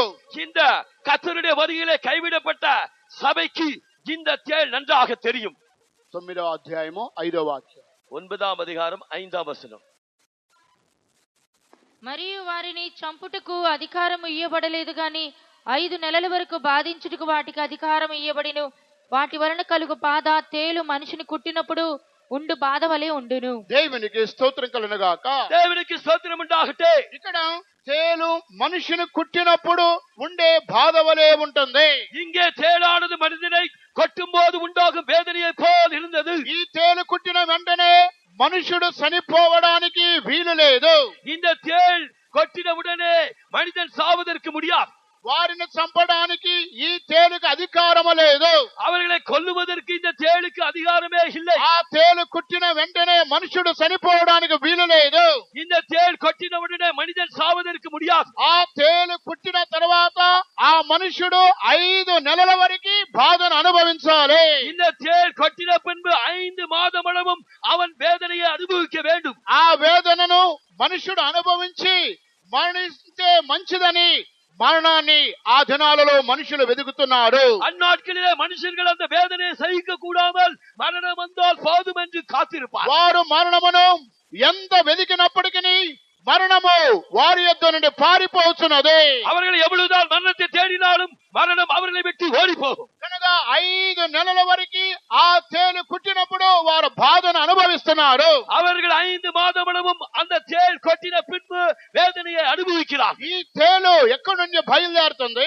இந்த தேள் எங்கிருந்து வருகிறது? మహా అగాధములో నుండి ఈ తేలు బయలుదేరుతున్నది. மகா பாதாள குழியிலிருந்து அந்த தேள் புறப்பட்டு வருகிறது. ఈ 9వ అధ్యాయమునకు ప్రకటన గ్రంథం 9వ అధ్యాయమునకు వచ్చినట్లయితే இந்த வெளிப்படுத்தின விசேஷம் 9ஆம் அதிகாரத்துக்கு வருவோம் என்றால் మొదటి నుండి కొన్ని వాక్యాలు చదువుకుందాం. முதல் வசனத்திலிருந்து சில வசனங்களை வாசிப்போம். 5వ దూత బూర ఊదినప్పుడు ఆకాశము నుండి భూమి మీద రాలిన ఒక నక్షత్రమును చూచి తిని అగాధము యొక్క తాళపు చెవి అతనికి ఇయ్యబడెను. అతడు అగాధము తెరువుగా పెద్ద కొలిమిలో నుండి లేచు పొగ వంటి పొగ ఆ అగాధములో నుండి లేచును. ఆ అగాధములోని పొగ చేత సూర్యుని వాయుమండలమున చీకటి కమ్మెను. ఆ పొగలో నుండి మిడతలు భూమి మీదికి వచ్చెను. భూమిలో ఉండు తేళ్లకు బలమున్నట్టు వాటికి బలము ఇయ్యబడేను. దేవునికి స్తోత్రం కలుగుగాక. தேவனுக்கு ஸ்தோத்திரம் உண்டாகட்ടെ. ఈ మహా అగాధములో నుండి ఈ తేళ్లు బయటికి వస్తున్నవి. இந்த பாதாள குழியிலிருந்து இந்த தேள்கள் வெளி வருகிறது. అగాధము పాతాళానికి ఒక తాళపు చెవి ఉంటుంది. இந்த பாதாள குழிக்கும் ஓர் திறவுகோல் உண்டு. ఆ పాతాళము తాళపు చెవి తీసిన తరువాత అగాధములో నుండి ఈ తేళ్లు పైకి వస్తున్నవి. இந்த பாதாள குழியை திறவுகோலினால் திறந்த பின்பு அந்த பாதாள குழியிலிருந்து தேள்கள் வெளிவருகிறது. దేవుని ముద్ర లేని మనుషులను కుట్టడానికి ఆ తేళ్లకు అధికారం ఉన్నది. தேவனுடைய முத்திரை இல்லாத ஜனங்களை கொட்டுவதற்காக அதற்கு அதிகாரம் உண்டு. భయంకరమైన వేదనను కృపా కాలము ముగింపబడిన తరువాత క్రైస్తవులు ఈ తేలు యొక్క బాధను అనుభవింపబోతున్నారు. இந்த கிருபையின் காலத்தின் முடிவிலே கைவிடப்பட்ட சபையார் இந்த தேளின் கொட்டுதலினால் உண்டாகும் வேதனையை அனுபவிக்க போகிறார். ఇది తేలులో ఉన్నటువంటి 5వ అనుభవం అంటున్నది. இதுதான் தேளிலே காணப்படுகிற 5ஆம் அனுபவம். 6వదిగా తేలులో ఉన్న మరొక అనుభవం చూసినట్లయితే 6వதாக இந்த தேளிலே காணப்படுகிற இன்னொரு அனுபவத்தை பார்ப்போம். ఇదే ప్రకటన గ్రంథం 9వ అధ్యాయం 10వ వాక్యం చదువుకుందాం. இதே வெளிப்படுத்தின விசேஷம் 9ஆம் அதிகாரம் 10ஆம் வசனத்தை வாசிப்போம். తేళ్ల తోకల వంటి తోకలను కొండ్లను వాటికుండెను. 5 నెలల వరకు వాటి తోకల చేత మనుషులకు హాని చేయుటకు వాటికి అధికారం ఉండెను. దేవునికి స్తోత్రం కలుగుగాక. தேவனுக்கு ஸ்தோத்திரம் உண்டாகட்ടെ. 6వది తేళ్ల తోకల వంటి తోకలను కొండ్లను వాటికుండెను. இந்த தேள்களுக்கு ஒப்பான వాల్களும் కొడుకుகளும் ఉండు. ఈ తేళ్లకి తోకలనేవి ఉంటున్నవి. இந்த తేలులకు వాల్கள் ఉండు. ఆ తేలు మనుషుడు కనబడినప్పుడు తోకతోనే మనుషుని కరుస్తుంది. இந்த தேளானது மனிதனை பார்க்கும்போது தன்னுடைய வாளினால் தான் அது கொட்டுகிறது. వేరే కుక్కలు గాని సింహాలు గాని ఏనుగులు గాని నోటితో మనుషులను చంపుతున్నవి. ஆனால் வேற எந்த பிராணியும் எந்த நாயாம் இது தன்னுடைய வாயினால் தான் மனிதனை கடிக்கிறது. కానీ తేలు మాత్రము నోటితో ఏమి చేయదు. ஆனால் இந்த தேள் மாத்திரம் அதனுடைய வாயினால் எந்த சேதமும் செய்யாது. తేలు తన తోకతో మనిషిని కుట్టుచున్నది. ஆனால் தேளோ தன்னுடைய வாளினால் மனிதனை கொட்டுகிறது. ఈ యొక్క తోక అనగా అర్థం ఏంటి? இந்த வாள் என்றால் அர்த்தம் என்ன? ఇది దురుపదేశాన్ని అబద్ధ బోధకులను దురాత్మని బయలుపరుచున్నది. இது பொய் உபதேசத்தையும் இது பொய்யான காரியங்களையும் இது காட்டுகிறது. యెషయా గ్రంథము 9వ అధ్యాయమునకు వచ్చినట్లయితే ஏசாயா புஸ்தகம் 9ஆம் அதிகாரத்துக்கு வருவோம் என்றால் అక్కడ తోక అనగా అబద్ధ ప్రవక్తలు అని రాయబడి ఉన్నది. இங்கே வாள் என்றால் பொய் தீர்க்கதரிசி என்று எழுதப்பட்டிருக்கிறது. 15వ వాక్యం యెషయా గ్రంథం 9వ అధ్యాయము 15వ వాక్యం. ஏசாயா 9:15. పెద్దలను ఘనులను తల కలలాడు ప్రవక్తలు తోక. తర్వాత ఈ 16, జనుల 17. ఈ జనుల నాయకులు త్రోవ తప్పించువారు, వారిని వెంబడించువారు వారి చేత మృంగబడుదురు. వారందరూ భక్తిహీనులను దుర్మార్గులనై ఉన్నారు. ప్రతి నోరు దుర్భాషలాడును. దేవునికి స్తోత్రం కలుగును గాక. దేవునికి స్తోత్రం உண்டாகட்டும். అప్పుడు తోక అనగా కల్లల్లాడు ప్రవక్తలు. அப்பொழுது என்றால் வாள் என்றால் பொய் போதகம் பண்ணுகிற தீர்க்கதரிசி. తోక అనగా అబద్ధ ప్రవక్తలని బయలుపరుచున్నది. இந்த வாள் என்றால் பொய் தீர்க்கதரிசியை காட்டுகிறது. లేదా తోక అనగా అబద్ధ బోధకులు దురుపదేశాన్ని బయలుపరుచున్నది. புத்த தேரின் வாள் என்றால் அது பொய் தீர்க்கதரிசிகளையும் பொய் போதகர்களையும் காட்டுகிறது. ఈ యొక్క దురుపదేశము అబద్ధ బోధకులు వారి తోకతో సమానము. இந்த பொய் உபதேசமும் அந்த பொய் தீர்க்கதரிசிகளும் இந்த வாளுக்கு சமம். అప్పుడు వారు ఏం చేస్తారు? ఈ జనులు నాయకులు త్రోవ తప్పించువారు. அப்படியானால் இந்த தலைவர்களும் இந்த முப்பர்களும் அவர்கள் வாளுக்கு தப்புவிக்கிறவர்கள். అప్పుడు ఈ దురుపదేశకులు అబద్ధ బోధకులు అబద్ధ ప్రవక్తలు వీరేం చేస్తున్నారు? ప్రజలను త్రోవ తప్పించేవారుగా ఉంటున్నారు. இந்த பொய் போதகர்களும் இந்த பொய் தீர்க்கதரிசிகளும் என்ன செய்கிறார்கள்? ஜனங்களை வழி தப்ப பண்ணுகிறார். ఆ తర్వాత వారిని వెంబడించువారు వారి చేత మృంగివేయబడుదురు. இவ்விதமாக அவர்களால் நடத்தப்படுவார்கள், அவர்களால் விழுங்கப்படுவார். వారందరూ భక్తిహీనులను దుర్మార్గులనై ఉన్నారు. அவர்கள் பக்தி இல்லாதவர்களும் துன்மார்க்கருமாய் இருக்கிறார். అప్పుడు తేలు తోక కొండెములు కనబడుచున్నవి. அப்படியானால் தேள் அதனுடைய வாலிலே கொடுக்கு ఈ காணப்படுகிறது. తోక అనగా అక్షరానుసారమైన తోక కాదు. இந்த வால் என்றால் எழுத்தின்படி உள்ள வாலே அல்ல. దురుపదేశమును అబద్ధ బోధకులను బయలుపరుచున్నది. இது துருபதேசத்தையும் பொய் உபதேசகர்களையும் காட்டுகிறது. ఎవరైతే అబద్ధ ఉపదేశమును దురుపదేశములో జీవిస్తున్నారో వారు ఈ తోకతో సమానము. அப்படியானால் யார் பொய் உபதேசத்திலே பொய் காரியங்களிலே காணப்படுகிறார்களோ அவர்கள் தான் இந்த தேரின் பால். ఈ దురుపదేశము అబద్ధ బోధలో జీవించేవారు ప్రభు రాకడలోనికి వారు ప్రవేశించరు. இந்த துருபதேசத்திலும் பொய் உபதேசத்திலும் ஜீவிக்கிறவர்கள் கர்த்தருடைய வருகையிலே காணப்பட மாட்டார்கள். వారు ప్రభు యొక్క రాకడలో చెయ్యి విడవబడుతున్నారు. அவர்கள் தான் கர்த்தருடைய வருகையிலே கைவிடப்படுகிறார். అందువల్ల తోక చేత వారు ఏడవబడుతున్నారు. ஆகையால் அவர்கள் வாலினால் கீழே தள்ளப்படுகிறார். ఈ తేలు తన తోకతో కొండెములను ఆ మనుషుని కుట్టుచున్నది. இந்த தேளானது தன்னுடைய வாலில் உள்ள கொடுக்கினால் அது மனிதனை கொட்டுகிறது. ఈ తేలు తోకతో మనుషులను కుట్టినట్టుగా இந்த தேளானது வாலினால் மனிதனை கொடுக்கினால் கொட்டுவது గడ సర్పము కూడా తన తోక చేత మనుషులను పరలోకములోని ఈడ్చి కింద పడవేస్తున్నది. அவ்விதமாகவே வலு சர்ப்பமானது தன்னுடைய வாலினால் பரலோகத்திலே மின்னுகிற பரிசுத்தவான்களை கீழே தள்ளுகிறது. ప్రకటన గ్రంథం 12వ అధ్యాయములకు వచ్చినట్లయితే வெளிப்படுத்தின விசேஷம் 12ஆம் அதிகாரத்துக்கு வருவோம் என்றால் ఈ యొక్క గడ సర్పానికి కూడా ఒక తోక ఉంటుంది. இதோ இந்த வலு சர்ப்பத்திற்கும் ஒரு வால் உண்டு. ప్రకటన గ్రంథం 12వ అధ్యాయం 4వ వాక్యము. வெளிப்படுத்தின விசேஷம் 12ஆம் அதிகாரம் 4ஆம் வசனம். దాని తోక ఆకాశ నక్షత్రములలో 3వ భాగము నీడ్చి వాటిని భూమి మీద పడవేసెను. కననీయున్న ఆ స్త్రీ కనగానే ఆమె శిశువును మృంగివేయవలనని ఆ ఘట సర్పము స్త్రీ ఎదుట నిలుచుండెను. దేవునికి స్తోత్రం కలుగును గాక. தேவனுக்கு ஸ்தோத்திரம் உண்டாகட்ടെ. ఇక్కడ ఘట సర్పానికి కూడా ఒక తోక ఉన్నది. இங்கே வலு சர்ப்பத்திற்கு ஒரு வால் உண்டு. ఆకాశ నక్షత్రములలో 3వ భాగము ఈడ్చి ఆ తోకతో పరిశుద్ధులను పడవేస్తున్నది. வானத்தின் நட்சத்திரங்களை மூன்றில் ஒரு பங்கை அது வாலினால் இழுத்து பரிசுத்தவான்களை கீழே விழ தள்ளுகிறது. ఘట సర్పము తన తోక వలన నక్షత్రములాగా ప్రకాశించే దేవుని బిడ్డలను పడగొడుతున్నాడు. எவ்விதமாக வலு சர்ப்பமானது தன்னுடைய வாலினால் நட்சத்திரங்களை போல மின்னுகிற பரிசுத்தவான்களை கீழே தள்ளுகிறதோ, తేలు తన తోక వలన మనుషులను కుట్టుతున్నది. இந்த தேளானது தன்னுடைய வாலினால் மனுஷரை கொட்டுகிறது. ఈ తేలు ఘట సర్పం రెండింటికి తోకలో శక్తి ఉన్నది. இந்த வலு சர்ப்பத்திற்கும் இந்த தேளுக்கும் தன்னுடைய வாலிலே அது வல்லமை இருக்கிறது. ఈ యొక్క తోక అనగా అక్షరానుసారమైన తోక కాదు. இந்த வால் என்றால் எழுத்தின்படி உள்ள வாலே அல்ல. ఇది అబద్ధ బోధకులను ప్రవక్తలను దురుపదేశాన్ని బయలుపరుచున్నది. இது பொய் உபதேசங்களை துருபதேசத்தையும் பொய் தீர்க்கதரிசிகளை காட்டுகிறது. దురుపదేశములో జీవించే క్రైస్తవుడు ప్రభు రాకడలో విడవబడుతున్నాడు. இந்த துருபதேசத்திலே ஜீவிக்கிறவர்கள் கர்த்தருடைய வருகையிலே கைவிடப்படுவார். అందువల్ల ప్రభు రాకడలో విడవబడిన వారికి తేలు 5 నెలలు కుట్టుచున్నది. இந்த கர்த்தருடைய வருகையிலே கைவிடப்பட்டவர்களை 5 மாத அளவும் இந்த தேள் கொட்டுகிறது. కనుక ఆ తేలు కుట్టిన వెంటనే మనుషుడు మరణించడం లేదు. தேள் கொட்டின உடனே மனிதன் மரிப்பதில்லை. 5 నెలల వరకు అతడు బాధపడుతున్నాడు. அவன் 5 மாதம் அளவும் அவன் வேதனைப்படுவான். ప్రియమైన దేవుని బిడ్డలారా, తేలులో ఈ యొక్క 6 స్వభావాలు కనబడుతున్నవి. பிரியமானவர்களே, தேளிலே இந்த 6 சுபாவங்கள் காணப்படுகிறது. అయినప్పటికీ వీటన్నిటిని జయించే శత్రు బలం అధికారము దేవుడు తన జనులకు అనుగ్రహించి ఉన్నారు. என்றாலும் இந்த தேள்களை மிதிக்கவும் சத்துருவின் வல்லமைகளை மேற்கொள்ளவும் தேவன் அதிகாரத்தை தருகிறார். దేవుని యొక్క అభిషేకము ద్వారా, వాక్యము ద్వారా ఈ తేలును మనం జయించాలి.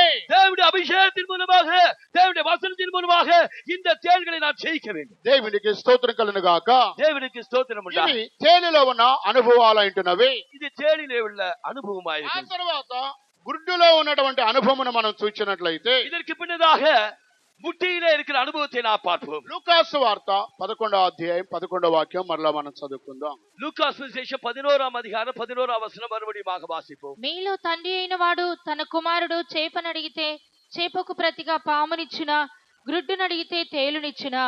దేవునికి స్తోత్రం కలుగును గాక. தேவனுக்கு ஸ்தோத்திரம் உண்டாகட்டும். ఇక్కడ గుడ్డు అని చెప్పినప్పుడు ఈ గుడ్డులో కూడా అనేకమైన భాగములు కనబడుతున్నవి. இங்கே முட்டை என்று சொல்லும் போது இந்த முட்டையில கூட அநேக விதமான காரியங்கள் ఈ காணப்படுகின்றன. యొక్క గుడ్డుకి పైన ఒక పెంకు అది ఖాళీగా ఉంటుంది. இங்கே இந்த முட்டைக்கு மேலாக அந்த கூட்டிலே ஒரு இடம் காலியாக ఆ இருக்கிறது. పెంకు గుడ్డు ఉడకబెట్టిన తర్వాత ఆ తదుపరి ఆ పెంకు ఖాళీగా ఉంటుంది.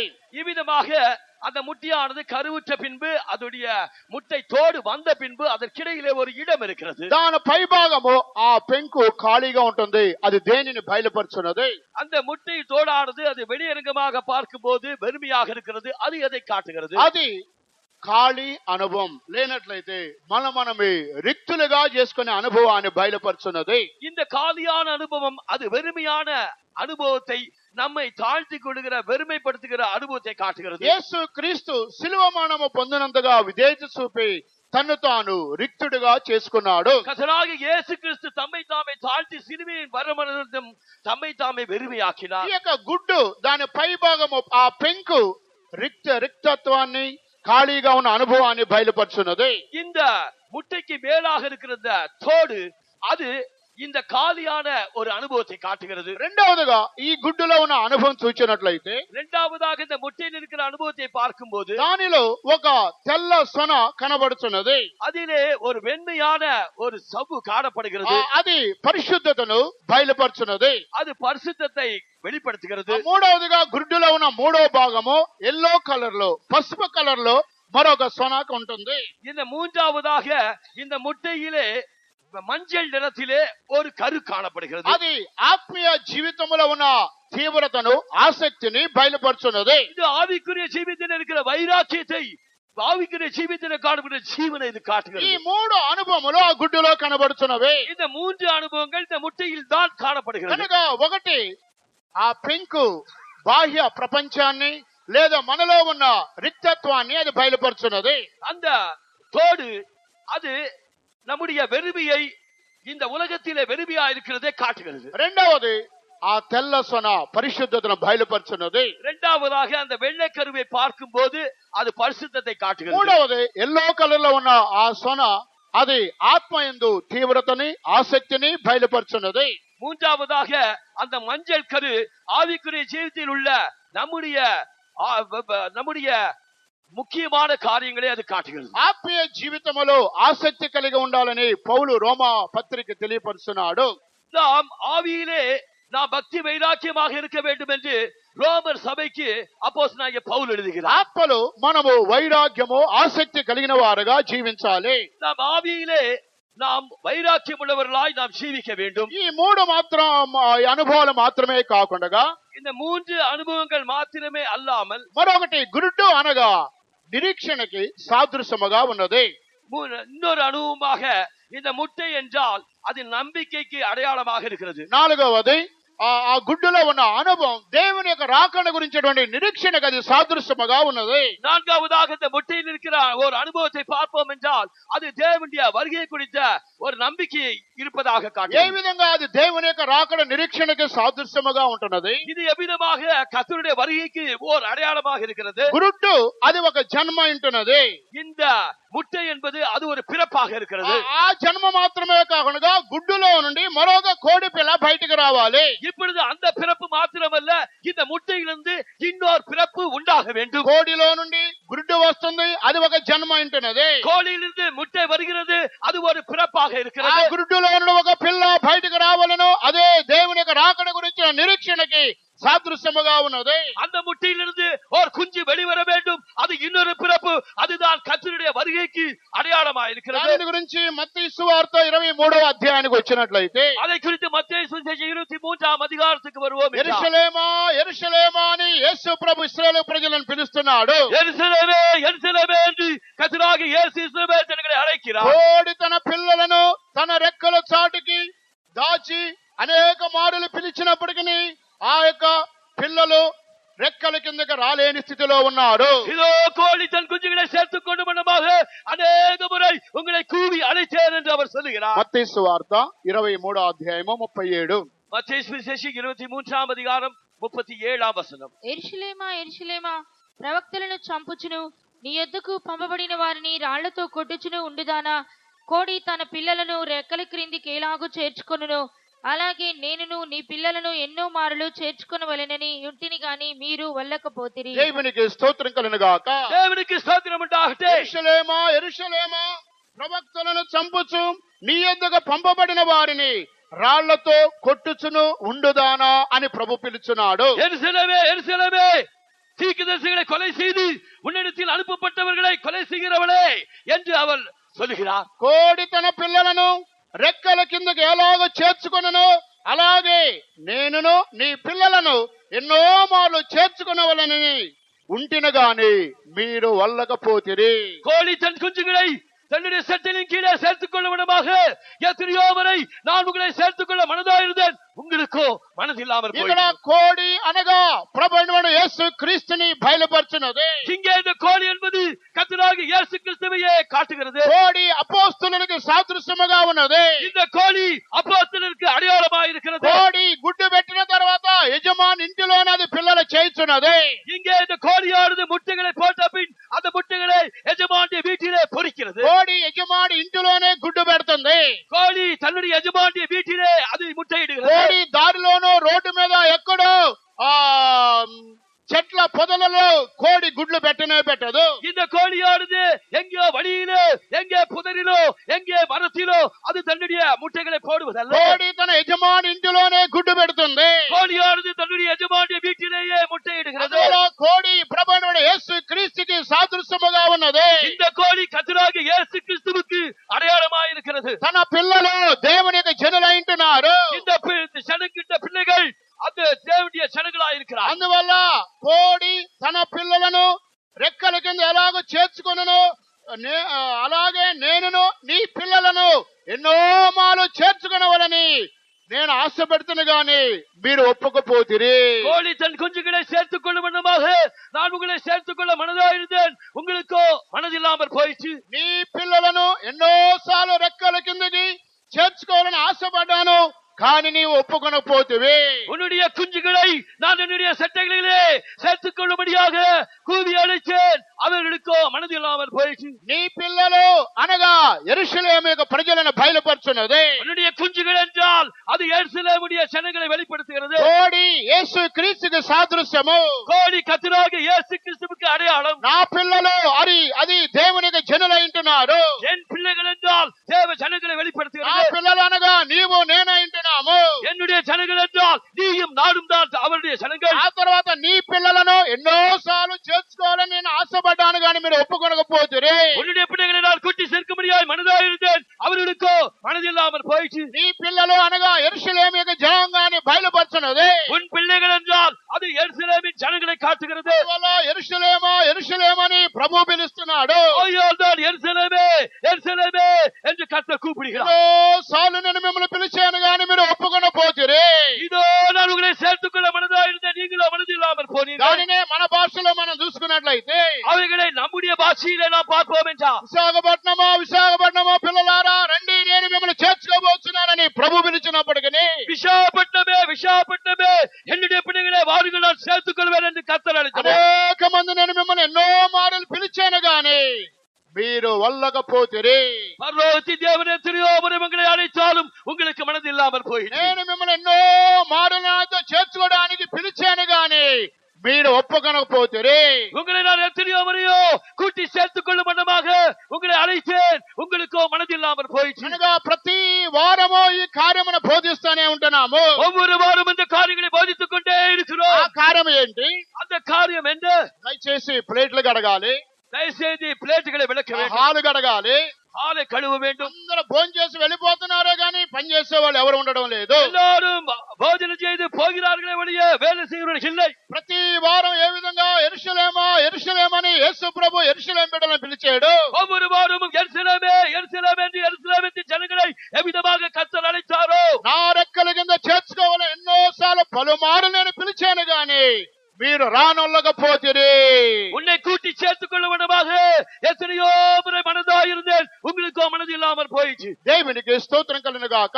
தேவனுக்கு ஸ்தோத்திரம் உண்டாகட்டும். ఈ గురుడులో ఉన్నటువంటి మరొక అనుభవం ఏంటన్నది, இது முட்டையில் இருக்கிற இன்னொரு அனுபவமா இருக்கிறது. అందువల్ల ఈ గురుడు నిరీక్షణకు సాదృశ్యముగా ఉన్నది. ஐயோ தான் இந்த முட்டை நம்பிக்கைக்கு அடையாளமா ఈ இருக்கிறது. యొక్క పెంకు అది రిక్తమైన జీవితాన్ని బయలుపరుచున్నది. அதுடைய கூடானது அது வெறுமைக்கு அடையாளமா ఆ இருக்கிறது. తెలుపు సొన పరిశుద్ధతకు సాదృశ్యముగా ఉన్నది. அந்த வெள்ளை கருவானது பரிசுத்தத்திற்கு அடையாளமா ఆ இருக்கிறது. పసుపు సొన అది దేవుని యొక్క తీవ్రతకి ఆసక్తిని బయలుపరుచున్నది. அந்த மஞ்சள் கருவானது தேவனுடைய பக்தி வைராக்கியத்திற்கு ஒரு அடையாளமா ఈ యొక్క இருக்கிறது. గురుడు దేవుని యొక్క రాకడ గురించిన నిరీక్షణకి సాదృశ్యముగా ఉన్నది. முழுமையாக இந்த முட்டையானது தேவனுடைய வருகைக்கு நம்பிக்கையாக இருக்கிறது. దేవుని బిడ్డలకు ఒక నిరీక్షణ ఉండాలి. தேவனுடைய பிள்ளைகளுக்கு ஒரு நிరీక్షణ, ஒரு ఆ நம்பிக்கை నిరీక్షణ இருக்கிறது. ఏంటి? அந்த நம்பிக்கை என்ன? యేసు త్వరలో రాబోతున్నాడు. நம்முடைய இயேசு சீக்கிரமாய் வருவார். ఆయన వచ్చినప్పుడు அவர் வரும்போது ఆయన ఎలాగున్నాడు? அவர் எப்படி இருப்பாரோ నేను కూడా అలాగే ఉండబోతున్నాను. நாங்களும் அவ்விதமாகவே இருப்போம். ఆయన పవిత్రముగా ఉన్న విధముగా அவர் பரிசுத்தமாய் இருக்கிறவர், నేను కూడా పవిత్రముగా ఉండబోతున్నాను. நாமும் பரிசுத்தமாக இருப்போம். ఇదే మన యొక్క నిరీక్షణ అయింటున్నది. இதுதான் நம்முடைய நம்பிக்கையா இருக்கிறது. నిరీక్షణతో మనం రక్షింపబడ్డాము. நான் நம்பிக்கையினாலே ரட்சிக்கப்பட்டோம். రోమిలకు రాసిన పత్రిక 8వ అధ్యాయానికి వచ్చినట్లయితే ரோமர் எழுதின நிருபம் 8ஆம் அதிகாரத்துக்கு வருவோம் என்றார். నిరీక్షణతో మనము రక్షింపబడ్డాము. நான் நம்முடைய நம்பிக்கையினாலே ரட்சிக்கப்பட்டோம். విశ్వాసముతో నిరీక్షణతో మనం రక్షింపబడ్డాము. விசுவாசத்தினாலேயே நம்பிக்கையினால் ரட்சிக்கப்பட்டோம். 24 ఏలయనగా మనము నిరీక్షణ కలిగిన వారమై రక్షింపబడితిమి. మనము నిరీక్షణ కలిగిన వారమై రక్షింపబడితమే. ஆயினால் நாம் நம்பிக்கையினாலே ரட்சிக்கப்பட்டோம். మనము ఒక నిరీక్షణతో రక్షింపబడ్డాము. நாம் ஒரு நம்பிக்கையினாலேயே ரட்சிக்கப்பட்டோம். ఒక నిరీక్షణతో దేవుని యొక్క అభిషేకం హృదయంలో కుమ్మరింపబడి ఉన్నది. அந்த நம்பிக்கையினாலேயே தேவனுடைய அபிஷேகம் நம்முடைய இருதயங்களிலே ஊற்றப்பட்டது. రోమా 5:5కి మనం వచ్చినట్లయితే ரோமர் 5ஆம் அதிகாரம் 5ஆம் வசனத்துக்கு வருவோம் என்றால், ఈ నిరీక్షణ మనలను సిగ్గుపరచదు. இந்த நம்பிக்கை நம்மை வெட்கப்படுத்தாது. దేవుని ప్రేమ అభిషేక మూలముగా హృదయంలో కుమ్మరింపబడి ఉన్నది. தேவனுடைய அன்பானது அபிஷேகத்தின் மூலமாக நம்முடைய இருதயங்களிலே ஊற்றப்பட்டிருக்கிறது. నిరీక్షణతో రక్షింపబడ్డాము. நம்பிக்கையினாலே ரட்சிக்கப்பட்டோம். నిరీక్షణతో అభిషేకం పొందేము. அந்த நம்பிக்கையினாலே அபிஷேகம் பெற்றோம். అదే నిరీక్షణతో ప్రభు రాకడలోనికి మనం ప్రవేశించాలి. அந்த நம்பிக்கையினாலே கர்த்தருடைய வருகைக்குள்ளே நாம் பிரவேசிப்போம். మొదటి యోహాను పత్రిక 3వ అధ్యాయానికి వచ్చినట్లయితే முதலாம் யோவான் 3ஆம் அதிகாரத்துக்கு வருவோம் என்றால் 2వ వాక్యములో రాయబడి ఉన్నది. 2ஆம் వచనத்திலே అక్కడ எழுதப்பட்டிருக்கிறது. ఒక నిరీక్షణ గురించి రాయబడి ఉన్నది. அங்கே ஒரு நம்பிக்கை குறித்து எழுதப்பட்டிருக்கிறது. ప్రియులారా, ఇప్పుడు మనము దేవుని పిల్లలమై ఉన్నాము. మనం ఇక ఏమవుదుమో అది ఇంకా ప్రత్యక్షపరచబడలేదు గాని ఆయన ప్రత్యక్షమైనప్పుడు ఆయన ఉన్నట్టుగానే ఆయన చూతుము గనక ఆయనను పోలియుందుమని ఎరుగుదుము. ఆయన యందు ఈ నిరీక్షణ పెట్టుకొనిన ప్రతివాడును ఆయన పవిత్రుడై ఉన్నట్టుగా తన్ను పవిత్రునిగా చేసుకొనును. దేవునికి స్తోత్రం కలుగును గాక. தேவனுக்கு ஸ்தோத்திரம் உண்டாகட்ടെ. ఆయన యందు ఈ నిరీక్షణ పెట్టుకున్న ప్రతివాడు ఆయన పవిత్రుడైనట్టుగానే మనము కూడా పవిత్రంగా ఉందము. அவர் மேல் இப்படிப்பட்ட நம்பிக்கை வைத்திருக்கிறவனும் அவர் பரிசுத்தராய் இருக்கிறது போல நாம் நம்மை பரிசுத்தப்படுத்திக் கொள்வோம். ఆయన ప్రత్యక్షమైనప్పుడు ఇంకను మనం ఏమవుదామో అది ఇంకను ప్రత్యక్షపరచబడలేదు. இனிய விதமாய் இருப்போம் என்று நமக்கு இன்னும் வெளிப்படவில்லை. ఆయన ఉన్నట్టుగానే ఆయనను పోలి ఉందము. ஆயினும் அவர் இருக்கிற வண்ணமாகவே நாம் அவரை போலவே இருப்போம். ఇదే మన యొక్క నిరీక్షణ ఏంటన్నది. இதுவே நம்முடைய நம்பிக்கையாய் இருக்கிறது. అందువల్ల గుడ్డు దేవుని యొక్క రాకడ గురించిన నిరీక్షణకి సాదృశ్యముగా ఉన్నది. ஆகையால் தான் இந்த முட்டையானது கர்த்தருடைய வருகையின் அடையாளமாய் இருக்கிறது. దేవునికి స్తోత్రం కలుగును గాక. தேவனுக்கு ஸ்தோத்திரம் உண்டாகட்టే. కనుక ఈ గుడ్డులో ఈ 4 అనుభవాలు కనబడుతున్నవి.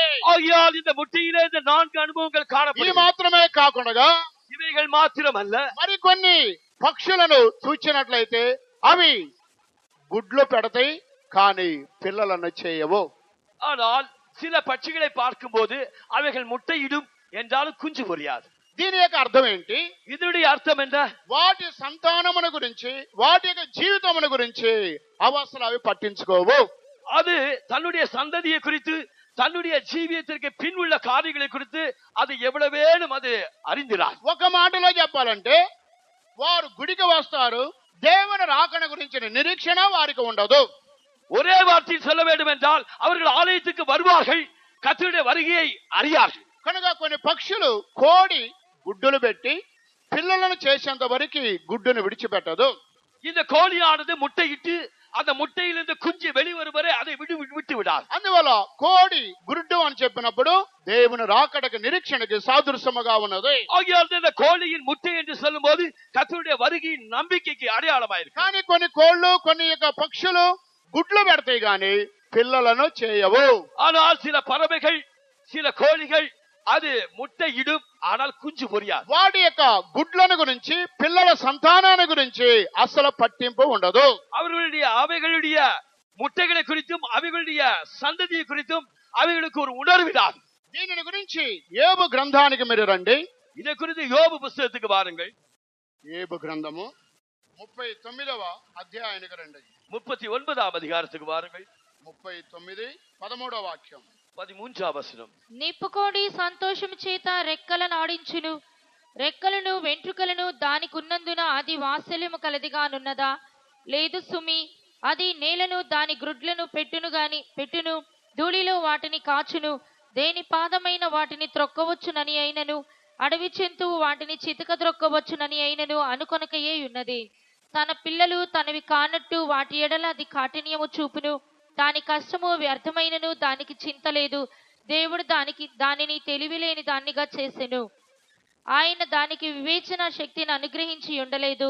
అది లేచినప్పుడు గుర్రమును దాని రౌతును తిరస్కరించును. దేవునికి స్తోత్రం కలుగును గాక. దేవునికి స్తోత్రం ఉండాగట్టే. ఇక్కడ నిప్పుకోడిని గురించి యోబు యొక్క భక్తుడు సెలవిస్తున్నాడు. இங்கே தீக்கோழிகளை குறித்து யோபு பக்தன் அவர் சொல்கிறார். ఇది గుడ్లను పెడుతుంది, ఆ గుడ్లను ధూళిలో దుమ్ములో దాచిపెడుతుంది.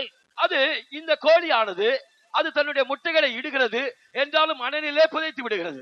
కనుక ఆ గుడ్డులను ఏ జంతువో ఏ పక్షమైనో త్రొక్కుతుందేమో అనేటువంటి చింత ఆ నిప్పుకోడికి లేదు. ஏதாவது மிருகங்கள் தன்னுடைய முட்டைகளை மிதித்து விடுமோ என்கிற உணர்வு இந்த கோழிகளுக்கு இல்லை. ఏ పక్షి అయినా సరే ఏ జంతువైనా సరే తన గుడ్డులను తొక్కి వాటిని పాడు చేయును, నష్టపరచును, నాకు సంతానాభివృద్ధి కలగదే అనేటువంటి చీకు చింత ఆ నిప్పుకోడికి ఉండనే ఉండదు. இந்த தீக்கோழிகளுக்கு தான் இட்ட முட்டைகளை மிருகங்களோ மற்ற பிராணிகளோ மிதித்து அதை கெடுத்து விடுமே என்கிற ஒரு உணர்வு இந்த தீக்கோழிகளுக்கு இல்லை. ఆ తర్వాత తన పిల్లలు తనవి కానట్టు వాటి ఎడల అది కఠినమైన చూపుతో కనబడుతుంది. அது தன் குஞ்சுகள் தன்னுடையதல்லாதது போல அதை காக்காமல் இருப்பதற்கு கடின இருதயம் உள்ளதா இருக்கும். కనుక దేవుడు దానికి తెలివి లేకుండా చేసి ఉన్నాడు. தேவன் அதற்கு புதி இல்லாம பண்ணினார். తన గుడ్డులను గురించి, ఆ గుడ్డులో నుండి వచ్చేటువంటి జనరేషన్ సంతానాన్ని గురించి ఏ మాత్రము కూడా చీకు చింత ఆ నిప్పుకోడికి ఉండదు. இந்த தீக்கோடிகளுக்கு தன்னுடைய முட்டையிலிருந்து வெளிவர போகிற தன்னுடைய சந்ததியை குறித்து, தன்னுடைய குஞ்சுகளை குறித்து ஒரு அணிவும் உணர்வும் இல்லாததாக தான் இருக்கிறது. దీని యొక్క అర్థం ఏంటి? இதனுடைய அர்த்தம் என்ன? ఇది వాటి యొక్క సంతాన అభివృద్ధి, వాటిని నూతనపరచుకోవాలి, అభివృద్ధి చేసుకోవాలి అనేటువంటి ఒక ఆసక్తి, చింత ఈ నిప్పుకోడికి ఉండదు. இந்த தீக்கோடிகளுக்கு தன்னுடைய வம்சத்தை அமிதமாக விரிவாக்கிக் கொள்ள வேண்டும், பதுக்கப்பட வேண்டும் என்கிற கவலை இல்லாததாகவே இருக்கும். గుడ్డు మాత్రం పెడుతుంది, కానీ పిల్లలను పొదిగి పిల్లలను చేసేటువంటి ఒక స్థితి ఆ నిప్పుకోడికి తెలియదు. இந்த தீக்கோடிகளுக்கு முட்டைகளை இட தெரியும் என்றாலும் அதை காத்து பொறித்து குஞ்சுகளை எடுக்கிற అనుభవం ఇలా. కనుక శత్రువులు, వేరే పక్షులు, జంతువులు వచ్చి గుడ్లను తొక్కి పాడు చేస్తున్న ఒక చింత ఆ నిప్పుకోడికి ఉండదు. வேற சத்துருக்களும் மிருகங்களும் பிராணிகளும் வந்து அந்த முட்டைகளை மிதித்து அழித்து விடுவார்களே என்கிற உணர்வு இந்த தீக்கோடிகளுக்கு இல்லாத. ఒక మాటలో చెప్పాలంటే దీని యొక్క అర్థం ఏంటి?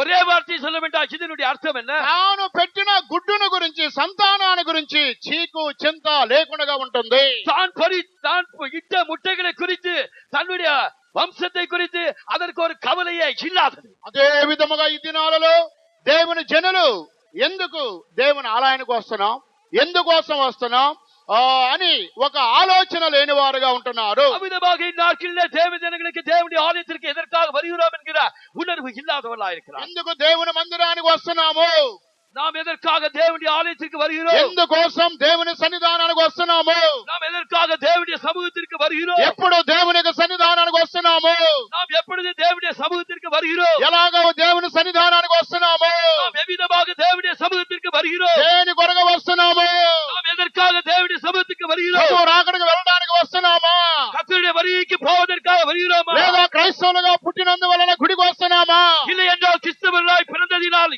ஆலயத்திற்கு வருகிறோமா, లేదా ఆచారం ప్రకారంగా గుడికి వస్తున్నామా, இல்லாவிட்டால் வழக்கத்தின் வழிதான் ஆலயத்திற்கு வருகிறோமா. తన యొక్క గుడ్డును గురించి పిల్లలను పొదిగే ఒక అవగాహన లేని నిప్పు కోడి వలె అనేక మంది వస్తున్నారు. தன்னுடைய முட்டைகளை குறித்து கவலை இல்லாத, தனக்கு குஞ்சுகளை பறிக்கக்கூடிய அனுபவம் இல்லாத தீக்கோடிகளை போல் இருக்கிறார். వేరే పక్షులు, జంతువులు వచ్చి గుడ్డులు తొక్కి పాడు చేయను అటువంటి అవగాహన ఈ నిప్పు కోడికి లేదు. வேற மிருகங்களோ வேற பிராணிகளோ வந்து தன்னுடைய முட்டைகளை விதித்து அழித்து போடுகிற ஒரு உணர்வு இந்த தீக்கோடிகளுக்கு இல்லை.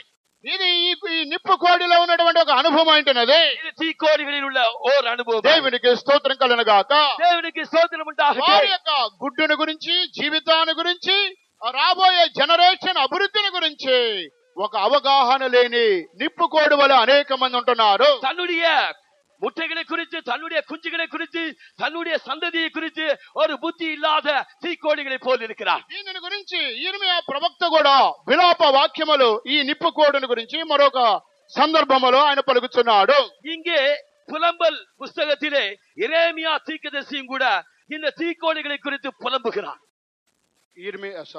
విలాప వాక్యములు 4వ అధ్యాయం 3వ వాక్యాన్ని బయలుపరుచున్నది. புலம்பல் 4వ அதிகாரம் 3వ వచనం.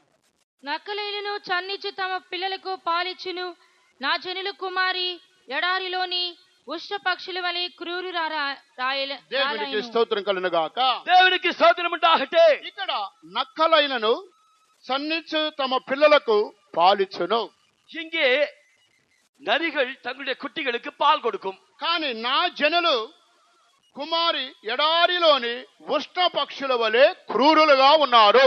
என் ஜனமாகிய குமாரத்தியோ அவர் தீக்குருவிகளை போல வனாந்திரத்திலே இருக்கிறார். కనుక వీరు ఉష్ణ పక్షుల వలె క్రూరులుగా ఉన్నారు. இவர்கள் தீக்கோடிகளை போலவே క్రూరமாய் இருக்கிறார்கள். ఈ ఉష్ణ పక్షులు అన్న కూడా ఇది కూడా నిప్పు కోడినే బయలుపరుచున్నది. இந்த தீக்குருவிகள் என்பது கூட தீக்கோடிகளையே காட்டுகிறது. కనుక ఇది దేనిని బయలుపరుచున్నది? இது எதை காட்டுகிறது? ఈ నిప్పు కోడి లాంటి వారు క్రూరుల వలె కనబడుతున్నారు. இந்த தீக்கோடிகளை போல் இருக்கிறவர்கள் క్రూరமாய் இருக்கிறார்கள். నక్క తన పిల్లలకి పాలిస్తున్నది. நரி தன்னுடைய குட்டிகளுக்கு பால் கொடுக்கிறது. కానీ నిప్పు కోడి మాత్రము ఏమి పట్టించుకోకుండా అడారిలో అది క్రూరముగా ప్రవర్తిస్తుంది. ஆனால் தீக்கோணிகளோ வனாந்தரத்திலே క్రూరமாய் அது நடக்கிறது. ఇది దేనిని బయలుపరుచున్నది? ఇది అదే కాட்டுகிறது. వెనుకబడిపోయిన ఆత్మీయ జీవితాన్ని బయలుపరుచున్నది. ఇది పిన్మాற்றமடைந்த ஒரு ஆவிக்குரிய జీవితాన్ని కాட்டுகிறது. ఇది ఈ విలాప వాక్యముల 4వ అధ్యాయం 2వ వాక్యానికి వచ్చినట్లయితే పులంబర్ 4వ అధికారం 2వ వచనத்துக்கு வருவோம் என்றால் అక్కడ ఒకప్పుడు వారు ఎటువంటి జీవితం చేశారు, ఇప్పుడు ఏ విధముగా వారు ఉన్నారో 2వ వచనములో రాయబడి ఉన్నది. அவர்கள் முற்காலத்திலே எப்படிப்பட்ட ஜீவன் செய்தார்கள், இப்பொழுது எப்படி இருக்கிறார்கள் என்கிற ஒரு காரியத்தை குறித்து 2వ వచనத்தில் எழுதப்பட்டது. మేలిమి బంగారముతో పోల్చదగిన సియోను ప్రియ కుమారులు ఎట్లు కుమ్మరి చేసిన మంటి కుండలుగా ఎంచబడుచున్నారు. దేవునికి స్తోత్రం కలుగును గాక. దేవునికి స్తోత్రం ఉండాగట్టే. మేలి బంగారముతో పోల్చబడిన సియోను కుమారులు కుమార్తెలు ఇప్పుడు కుమ్మరి వాని యొక్క మట్టి కుండలుగా మారి ఉన్నారు. இங்கே சுத்தமான பொன்னிற்கு சமமாக இருந்த சியோன் குமார்த்திகள் இப்பொழுது கைவேலை இல்லாத மண்பாண்டங்களை போல இருக்கிறார்களே. ఒకప్పుడు దేవుని యొక్క జనులు మేలి బంగారం ఒక అమూల్యమైన శ్రేష్టమైన బంగారముగా వారు జీవించారు. ஒரு காலத்திலே இவர்களுடைய குமாரத்திகள் ஒரு உன்னதமான பொன்னுக்கு சமானமாக இவர்கள் ஜீவித்தார்கள். అయితే మేలి బంగారముగా జీవించినటువంటి దేవుని యొక్క కుమారులు కుమార్తెలు ఇప్పుడు కుమ్మరివాడు చేసిన మట్టి కొండలుగా వారు మారిపోయారు. ஒரு காலத்திலே தங்கத்துக்கு ஒப்பான சியோன் குமார்த்திகளாக இருந்தவர்கள் இப்பொழுது ஒரு குயவன் செய்த மண்பாண்டத்திற்கு ஒப்படையாக இருக்கிறார்கள். బంగారానికి బంగారు పాత్రకి మట్టి పాత్రకి ఎంత తేడా ఉంటుంది? ஒரு பொன் பாத்திரத்திற்கும் மண்பாண்டத்திற்கு எவ்வளவு வித்தியாசம் இருக்கு. ఒకప్పుడు మేలి బంగారంగా ప్రకాశించిన దేవుని జనులు ఇప్పుడు వారు ఎలా ఉన్నారు? ஒரு காலத்திலே சுத்த பொன்னாக பிரகாசித்த தேவனுடைய ஜனங்கள் இப்பொழுது எப்படி இருக்கிறார்? ఇప్పుడు కుమ్మరి చేసిన మట్టి కుండల వలె కనబడుతున్నారు. இப்பொழுது அவர்கள் குயவன் செய்த మణ్పాండத்தை పోల్ இருக்கிறார். సచ్చిన సింహము కంటే బ్రతికిన కుక్కే మేలని ప్రసంగి చెబుతున్నాడు. செத்த சிங்கத்தை பார்க்கிறோம் உயிருள்ள நாயே வாசி.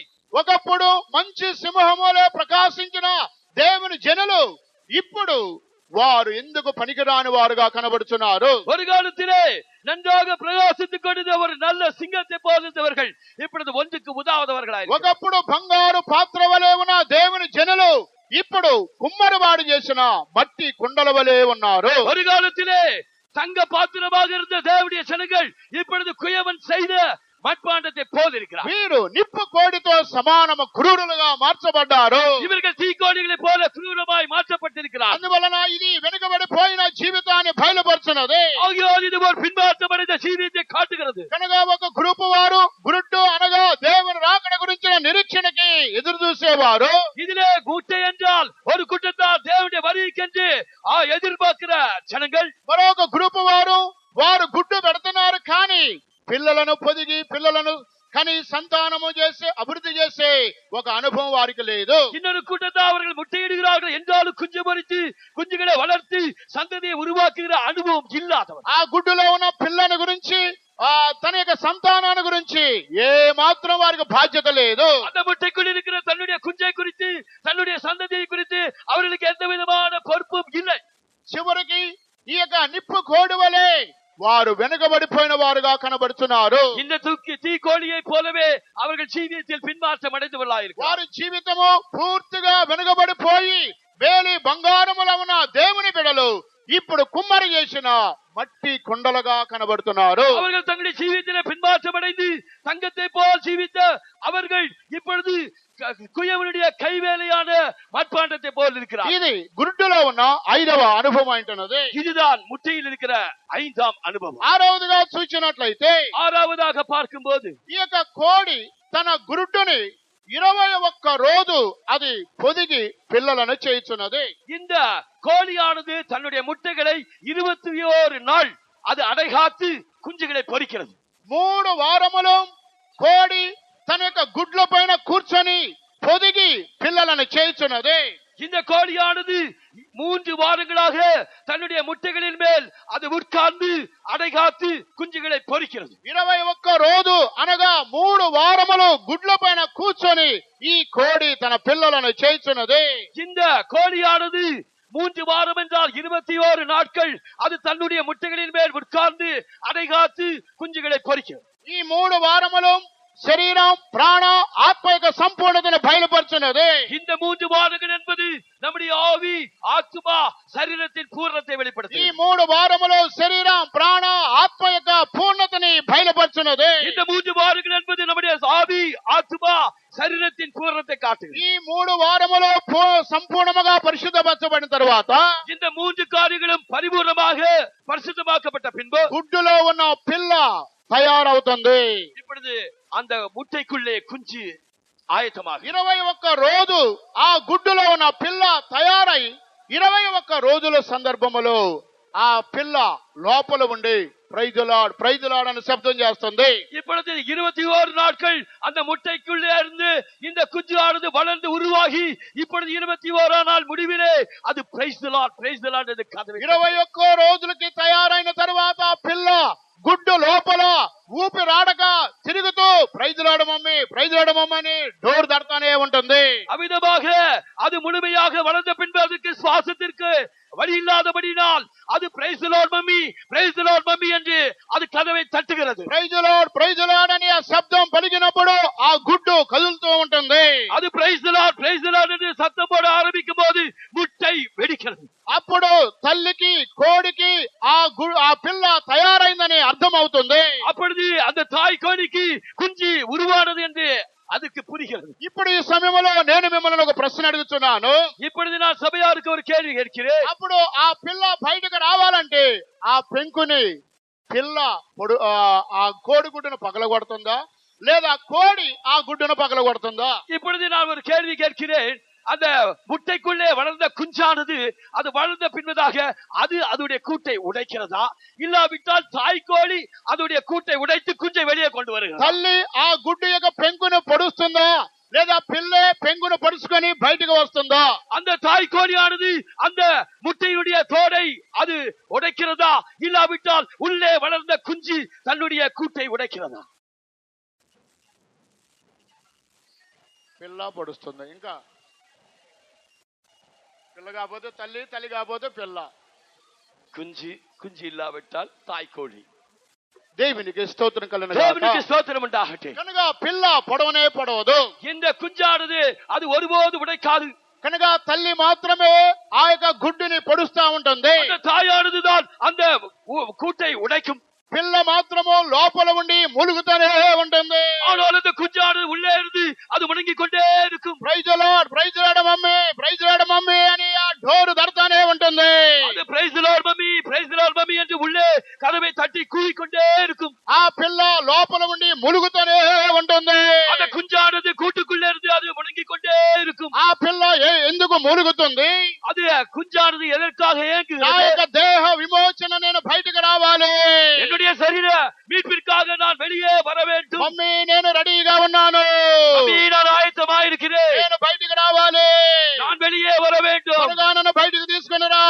என்னை சீக்கிரமாக வெளியே கொண்டு போ. అని ఆ కోడి పిల్ల లోపల ఉండి ములుగుతూనే ఉంటుంది. அவ்விதமாக கோழி குஞ்சானது உள்ளே இருந்து அது ஏங்கிக் கொண்டே இருக்கும். తన యొక్క దేహ విమోచన కొరకు ములుగుతూనే ఉంటుంది.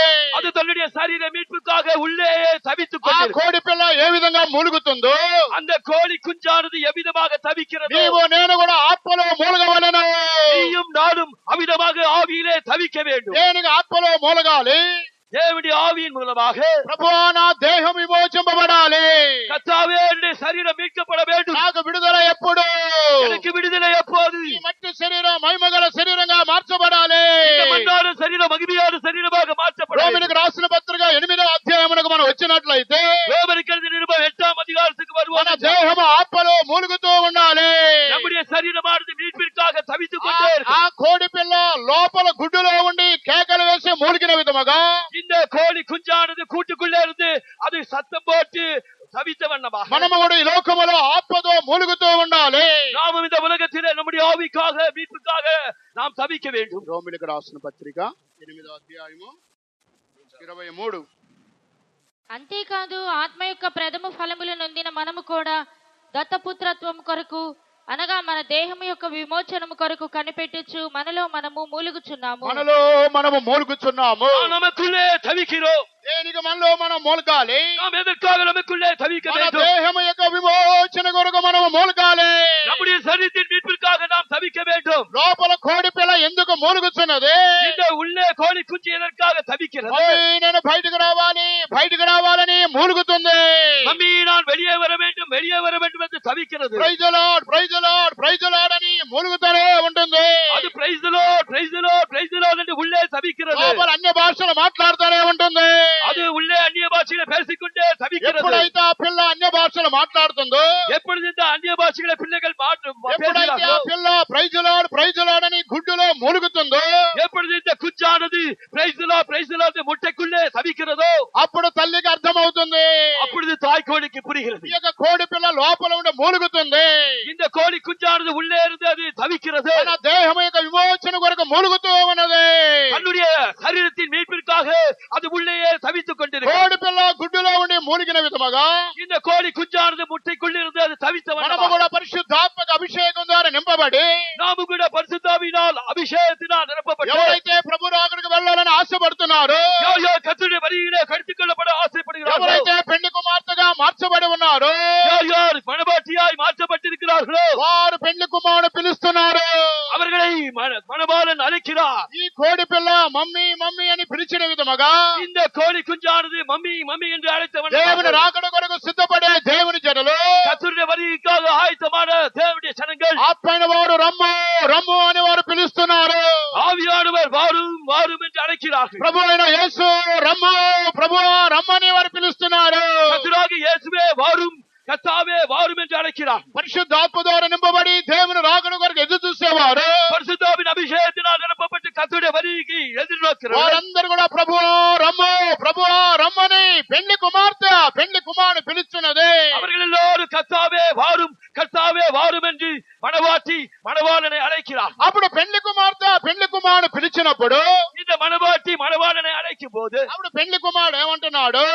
அப்பொழுது மணவாளன் என்று சொல்வார், ప్రభు అయిన యేసు త్వరగా రమ్ము. கர்த்தராகிய இயேசுவே சீக்கிரமாய் வாரும். ఇదిగో నేను త్వరగా వస్తున్నాను. இதோ சீக்கிரமாய் வருகிறேன். ఇదిగో నేను త్వరగా వస్తున్నాను. இதோ சீக்கிரமாய் நான் పెళ్లి வருகிறேன். పెళ్లి కుమారుడు పిలుస్తున్నది.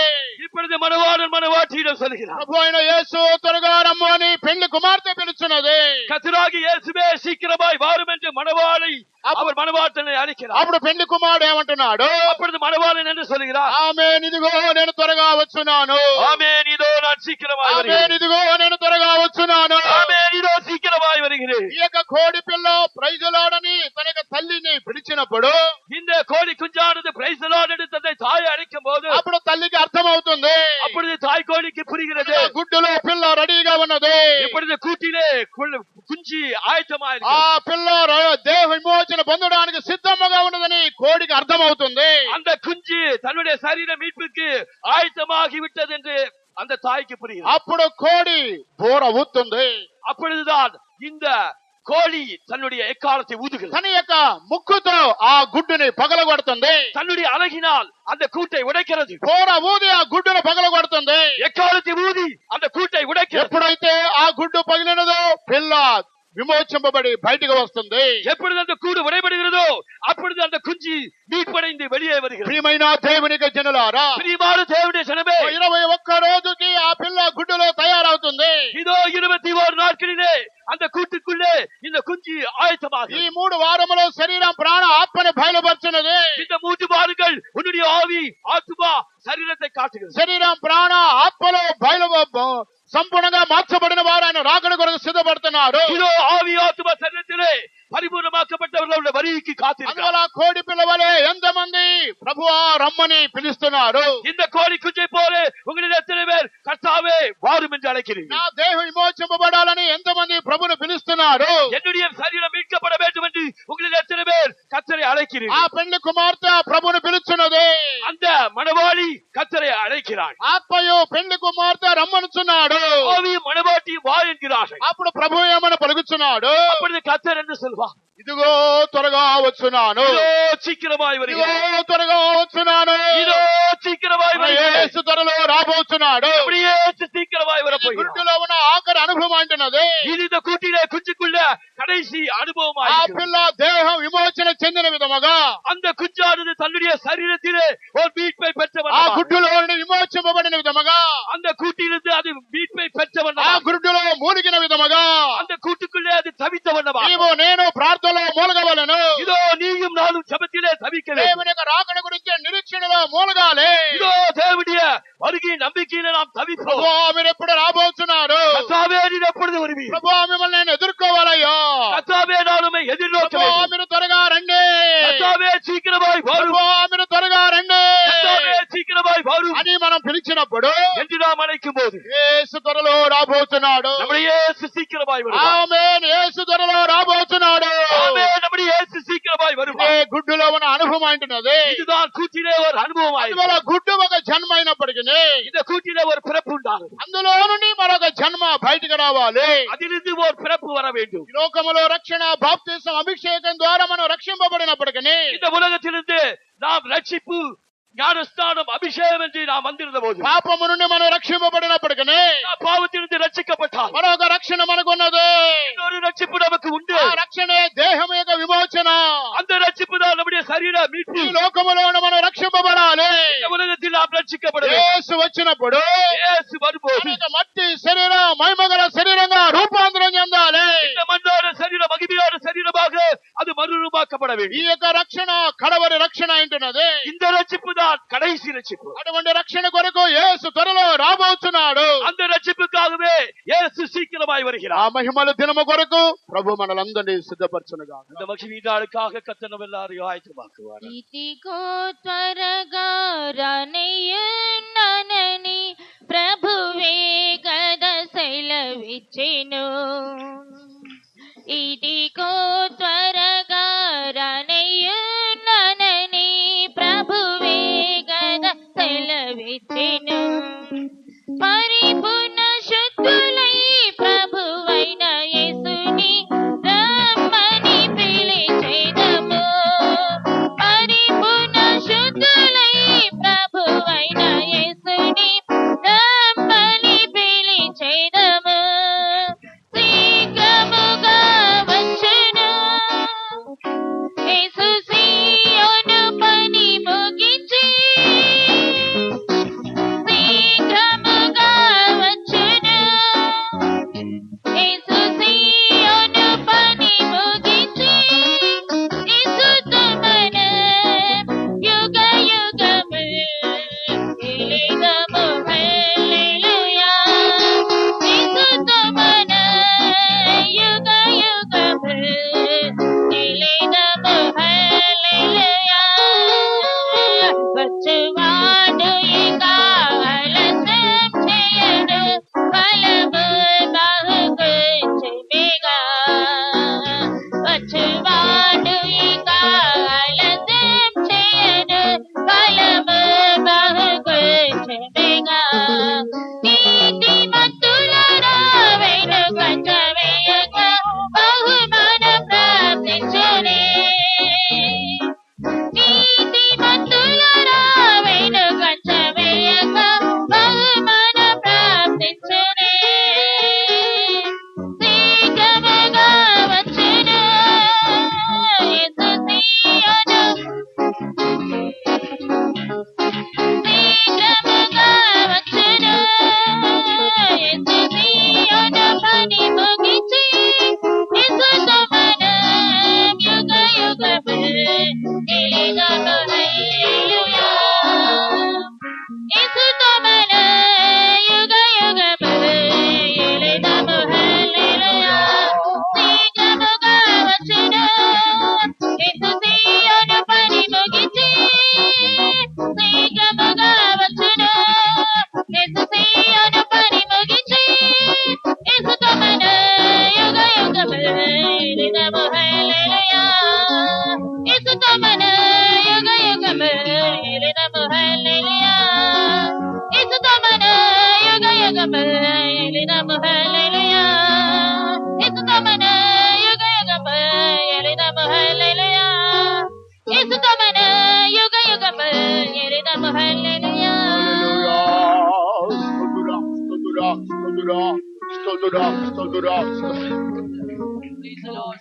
దయచేసి 2 నిమిషాలు అందరూ మోకాళ్ళ మీద ఉండండి. బ్రదర్స్ సిస్టర్స్ అందరూ కూడా 2 నిమిషాలు మోకాళ్ళ మీద ఉండండి. వ్యాధిగ్రస్తులు, వృద్ధులు, బలహీనులు తప్ప మిగిలిన వారందరూ మోకాళ్ళ మీద ఉండండి.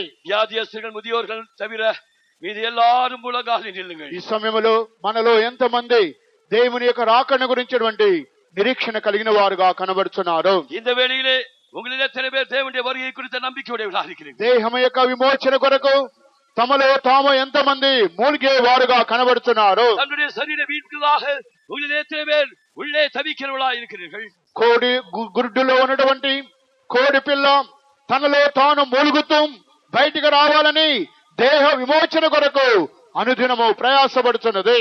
இந்த கோழி குஞ்சானது அந்த கூட்டிலே இருந்து அது தன்னுடைய சரீர மீட்பிற்காக தவித்துக் கொண்டு ஒவ்வொரு நாளும் வெளியே வர பிரயாசப்படுகிறது. దేహ విమోచన కొరకు ఆ కోడి పిల్ల వలె ఒక గ్రూప్ వారు మూలుగుచు ప్రభు రాకడ కొరకు ఎదురు చూసేవారుగా ఉన్నారు. அந்த கோழி குஞ்சு போலவே அநேகர் தம்முடைய சரீர மீட்பிற்காக தங்களுக்குள்ளே தவித்துக் கொண்டிருக்கிறார்கள். అదే సమయంలో నిప్పు కోడి గుడ్ల వలె మరికొంతమంది బాధ్యత లేకుండా వారు వెనుకబడిపోయి వారి ఆత్మను గురించి వారికి చింత లేకుండా ఆ గుడ్డులు ఏమైనా ఆ సంతానం ఏమైనా పర్వాలేదని బాధ్యత లేని వారుగా మరొక గ్రూప్ వారు ఉంటున్నారు. அவ்விதமாக பார்க்கும்போது தீக்கோழிகளை போலவே இன்னொரு கூட்டத்தார் அது தான் இட்ட முட்டைகளை குறித்து அது உணராது அவர்களிலிருந்து சந்தானம் வருவதற்கு அது காத்திராமல் அவ்விதமாய் அது தன்னுடைய பொறுப்பை அறியாததாய் இருக்கிறது. ఈ 2 గ్రూపులలో నీవే గ్రూపులో కనబడుతున్నావు? இந்த 2 కూட்டத்திலே நீ எந்த கூட்டத்தில் காணப்படுகிறாய்? నిరీక్షణ కలిగి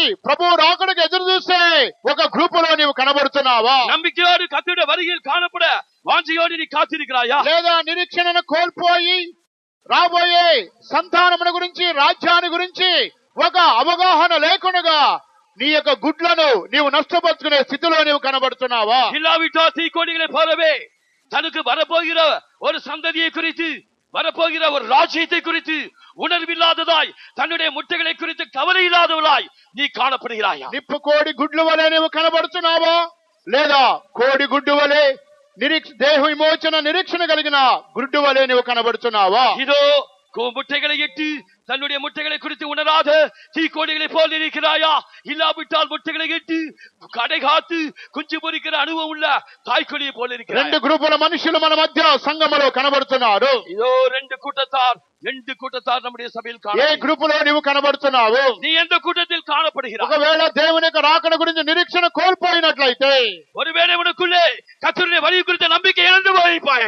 ఈ సమయంలో నీవు దేవుని క్షమాపణ అడిగినట్లయితే, இந்த வேளையிலே நீ கர்த்தரிடத்தில் மன்னிப்பு கேட்டால் ప్రభు నీ నిరీక్షణను నూతనపరచబోతున్నాడు. கர்த்தர் உன் நம்பிக்கை புதிதாக்க నీ போகிறார். యొక్క దర్శనాన్ని నూతనపరచబోతున్నాడు. నీ దర్శనத்தை அவர் புதிதாக்குவார். నీలో నీవే మూలిగినట్లయితే, இதோ உனக்குள்ளே நீ தவித்தால், దేహ విమోచన కొరకు నీవు ఎదురు చూచినట్లయితే, நீ சரீர மீட்புக்காக நீ எதிர்நோக்கினார். పెళ్లి కుమార్తె వలె ప్రభు అయిన యేసు త్వరగా రమ్మని నీవు పిలిచినట్లయితే, மனவாட்டி போல கர்த்தராகிய இயேசுவே வாரும் என்று அழைத்தார். ప్రభు త్వరలో రాబోతున్నాడు. இதோ நம்முடைய இயேசு சீக்கிரமாய் నేను త్వరగా వచ్చున్నాను. இதோ நான் சீக்கிரமாய் నేను வருகிறேன். త్వరగా వచ్చున్నాను. இதோ நான் சீக்கிரமாய் வருகிறேன். ఆయన సంధించడానికి ఎంతమంది సిద్ధముగా ఉన్నారు? இதோ அவரை சந்திக்க உங்களில் எத்தனை பேர் ఆయన ஆயத்தமாயிருக்கிறீர்கள்? సంధించడానికి మీలో ఎంతమంది సిద్ధముగా ఉన్నారు? அவரை சந்திக்க உங்களில் எத்தனை பேர் అటువంటి ஆயத்தமாயிருக்கிறீர்கள்? వారికి దేవుడు ఒక అభిషేకం ఇవ్వబోతున్నాడు. அப்படிப்பட்டவர்களுக்கு கர்த்தர் ஒரு அபிஷேகம் దేవుడు వారిని అభిషేకం ఇవ్వబోతున్నాడు.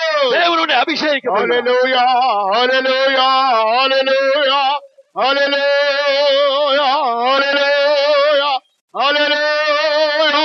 దబలబౌ షిబిడి బిగదబ గదబ లబదుడి బిగదబ గదబ నమలబౌ షిబిడి బిగదబ గదబ గదబ లబదుడి బిగదబ గదబ గదబ లబౌ షిమా. హల్లెలూయా, హల్లెలూయా, హల్లెలూయా. దబలబదుడి బిగదబ గదబ గదబ గదబ లబదుడి బిగదబ గదబ లబౌ షిమా. హల్లెలూయా. స్తుతురా, స్తుతురా, స్తుతురా. వచ్చువాడు ఇక ఆలస్యం చేయకు, కాలము బహు కొంచెమేగా. వచ్చువాడు ఇక ఆలస్యం చేయడు, కాలము బహు కొంచెమేగా. నీతిమంతులారా వెనుకంజ వేయక బహుమానం ప్రాప్తించుడి.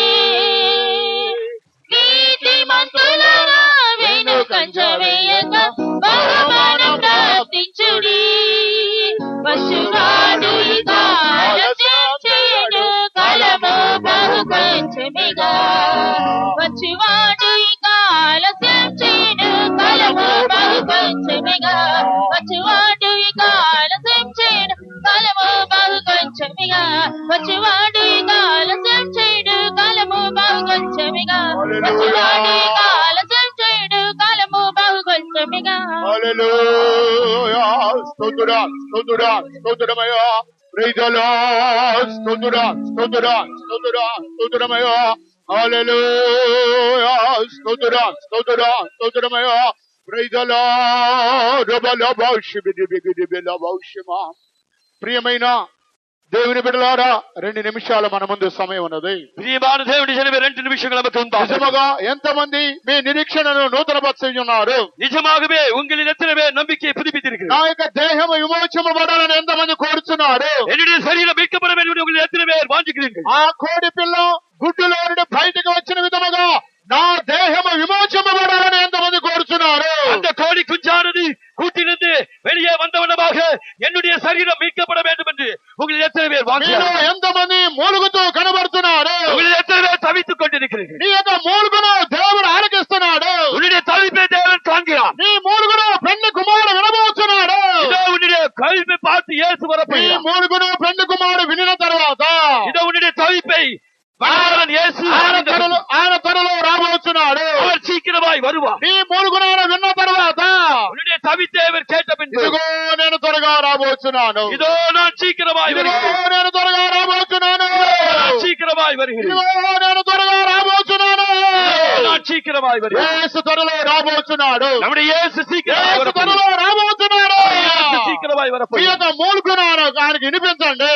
உன்னுடைய தவிப்பை கர்த்தருக்கு அறியப்படுத்து. హల్లెలూయా స్తోత్రం స్తోత్రం ప్రియుని రాకడలో ఆయనతో ఎగిరిపోతే చాలు నాకు ప్రియుని రాకడలో ఆయనతో ఎగిరిపోతే చాలునకు ఎగురుటకు కావలసిన బలము ఇస్తే చాలునకు ఎగురుటకు కావలసిన బలము ఇస్తే చాలునకు ప్రియుని రాకడలో ఆయనతో ఎగిరిపోతే చాలునకు ప్రియుని రాకడలో ఆయనతో ఎగిరిపోతే చాలునకు ప్రియుని రాకడలో ఎగిరిపోతే చాలునకు ప్రియుని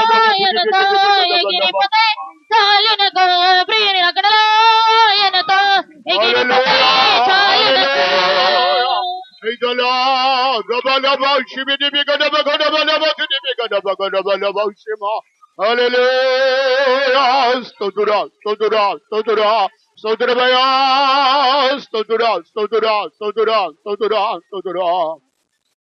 ఎల్లప్పుడు కూడా మనలో మనే మూలిగి యేసుని ఎదుర్కొనుటకు ప్రభు సహాయం చేయనట్లుగా స్తోత్రించదము. స్తోత్రం స్తోత్రం స్తోత్రం తీసుకొచ్చిన జనులందరి కొరకై స్తోత్రించదము. విన్న వాక్యం ప్రకారంగా జీవించడానికి సహాయం చేయనట్లుగా స్తోత్రించదము.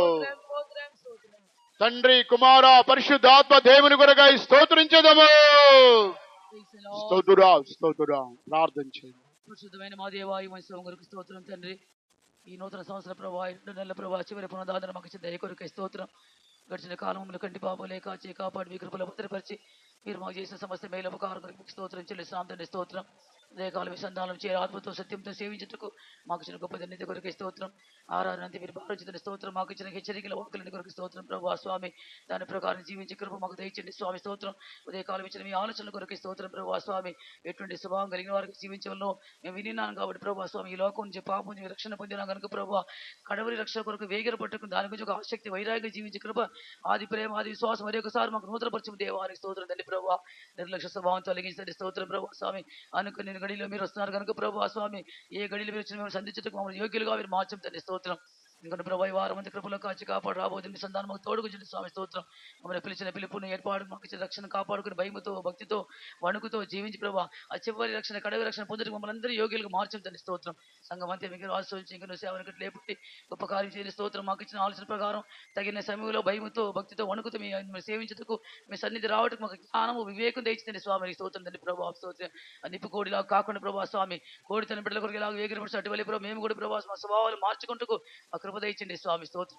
అందరినీ కాపాడి భద్రపరిచి పరిశుద్ధపరిచి మహిమలు రాకడ సిద్ధపరచమని యేసు ప్రభు నామములో వేడుకొంచున్నాము తండ్రి. ఆమేన్. స్తోత్రించదము. స్తోత్రం స్తోత్రం స్తోత్రం. మన ప్రభు అయినటువంటి యేసుక్రీస్తు కృపయు తండ్రి అయిన దేవుని యొక్క ప్రేమయు పరిశుద్ధాత్మక సహవాసము ఇప్పుడు ఎల్లప్పుడు ప్రభు రాకడ వరకు మనందరికీ తోడైనను గాక. ఆమేన్. హల్లెలూయా హల్లెలూయా హల్లెలూయా. అందరికీ స్తోత్రం. ప్రార్థన అవసరమైన వారు ముందుకు రండి.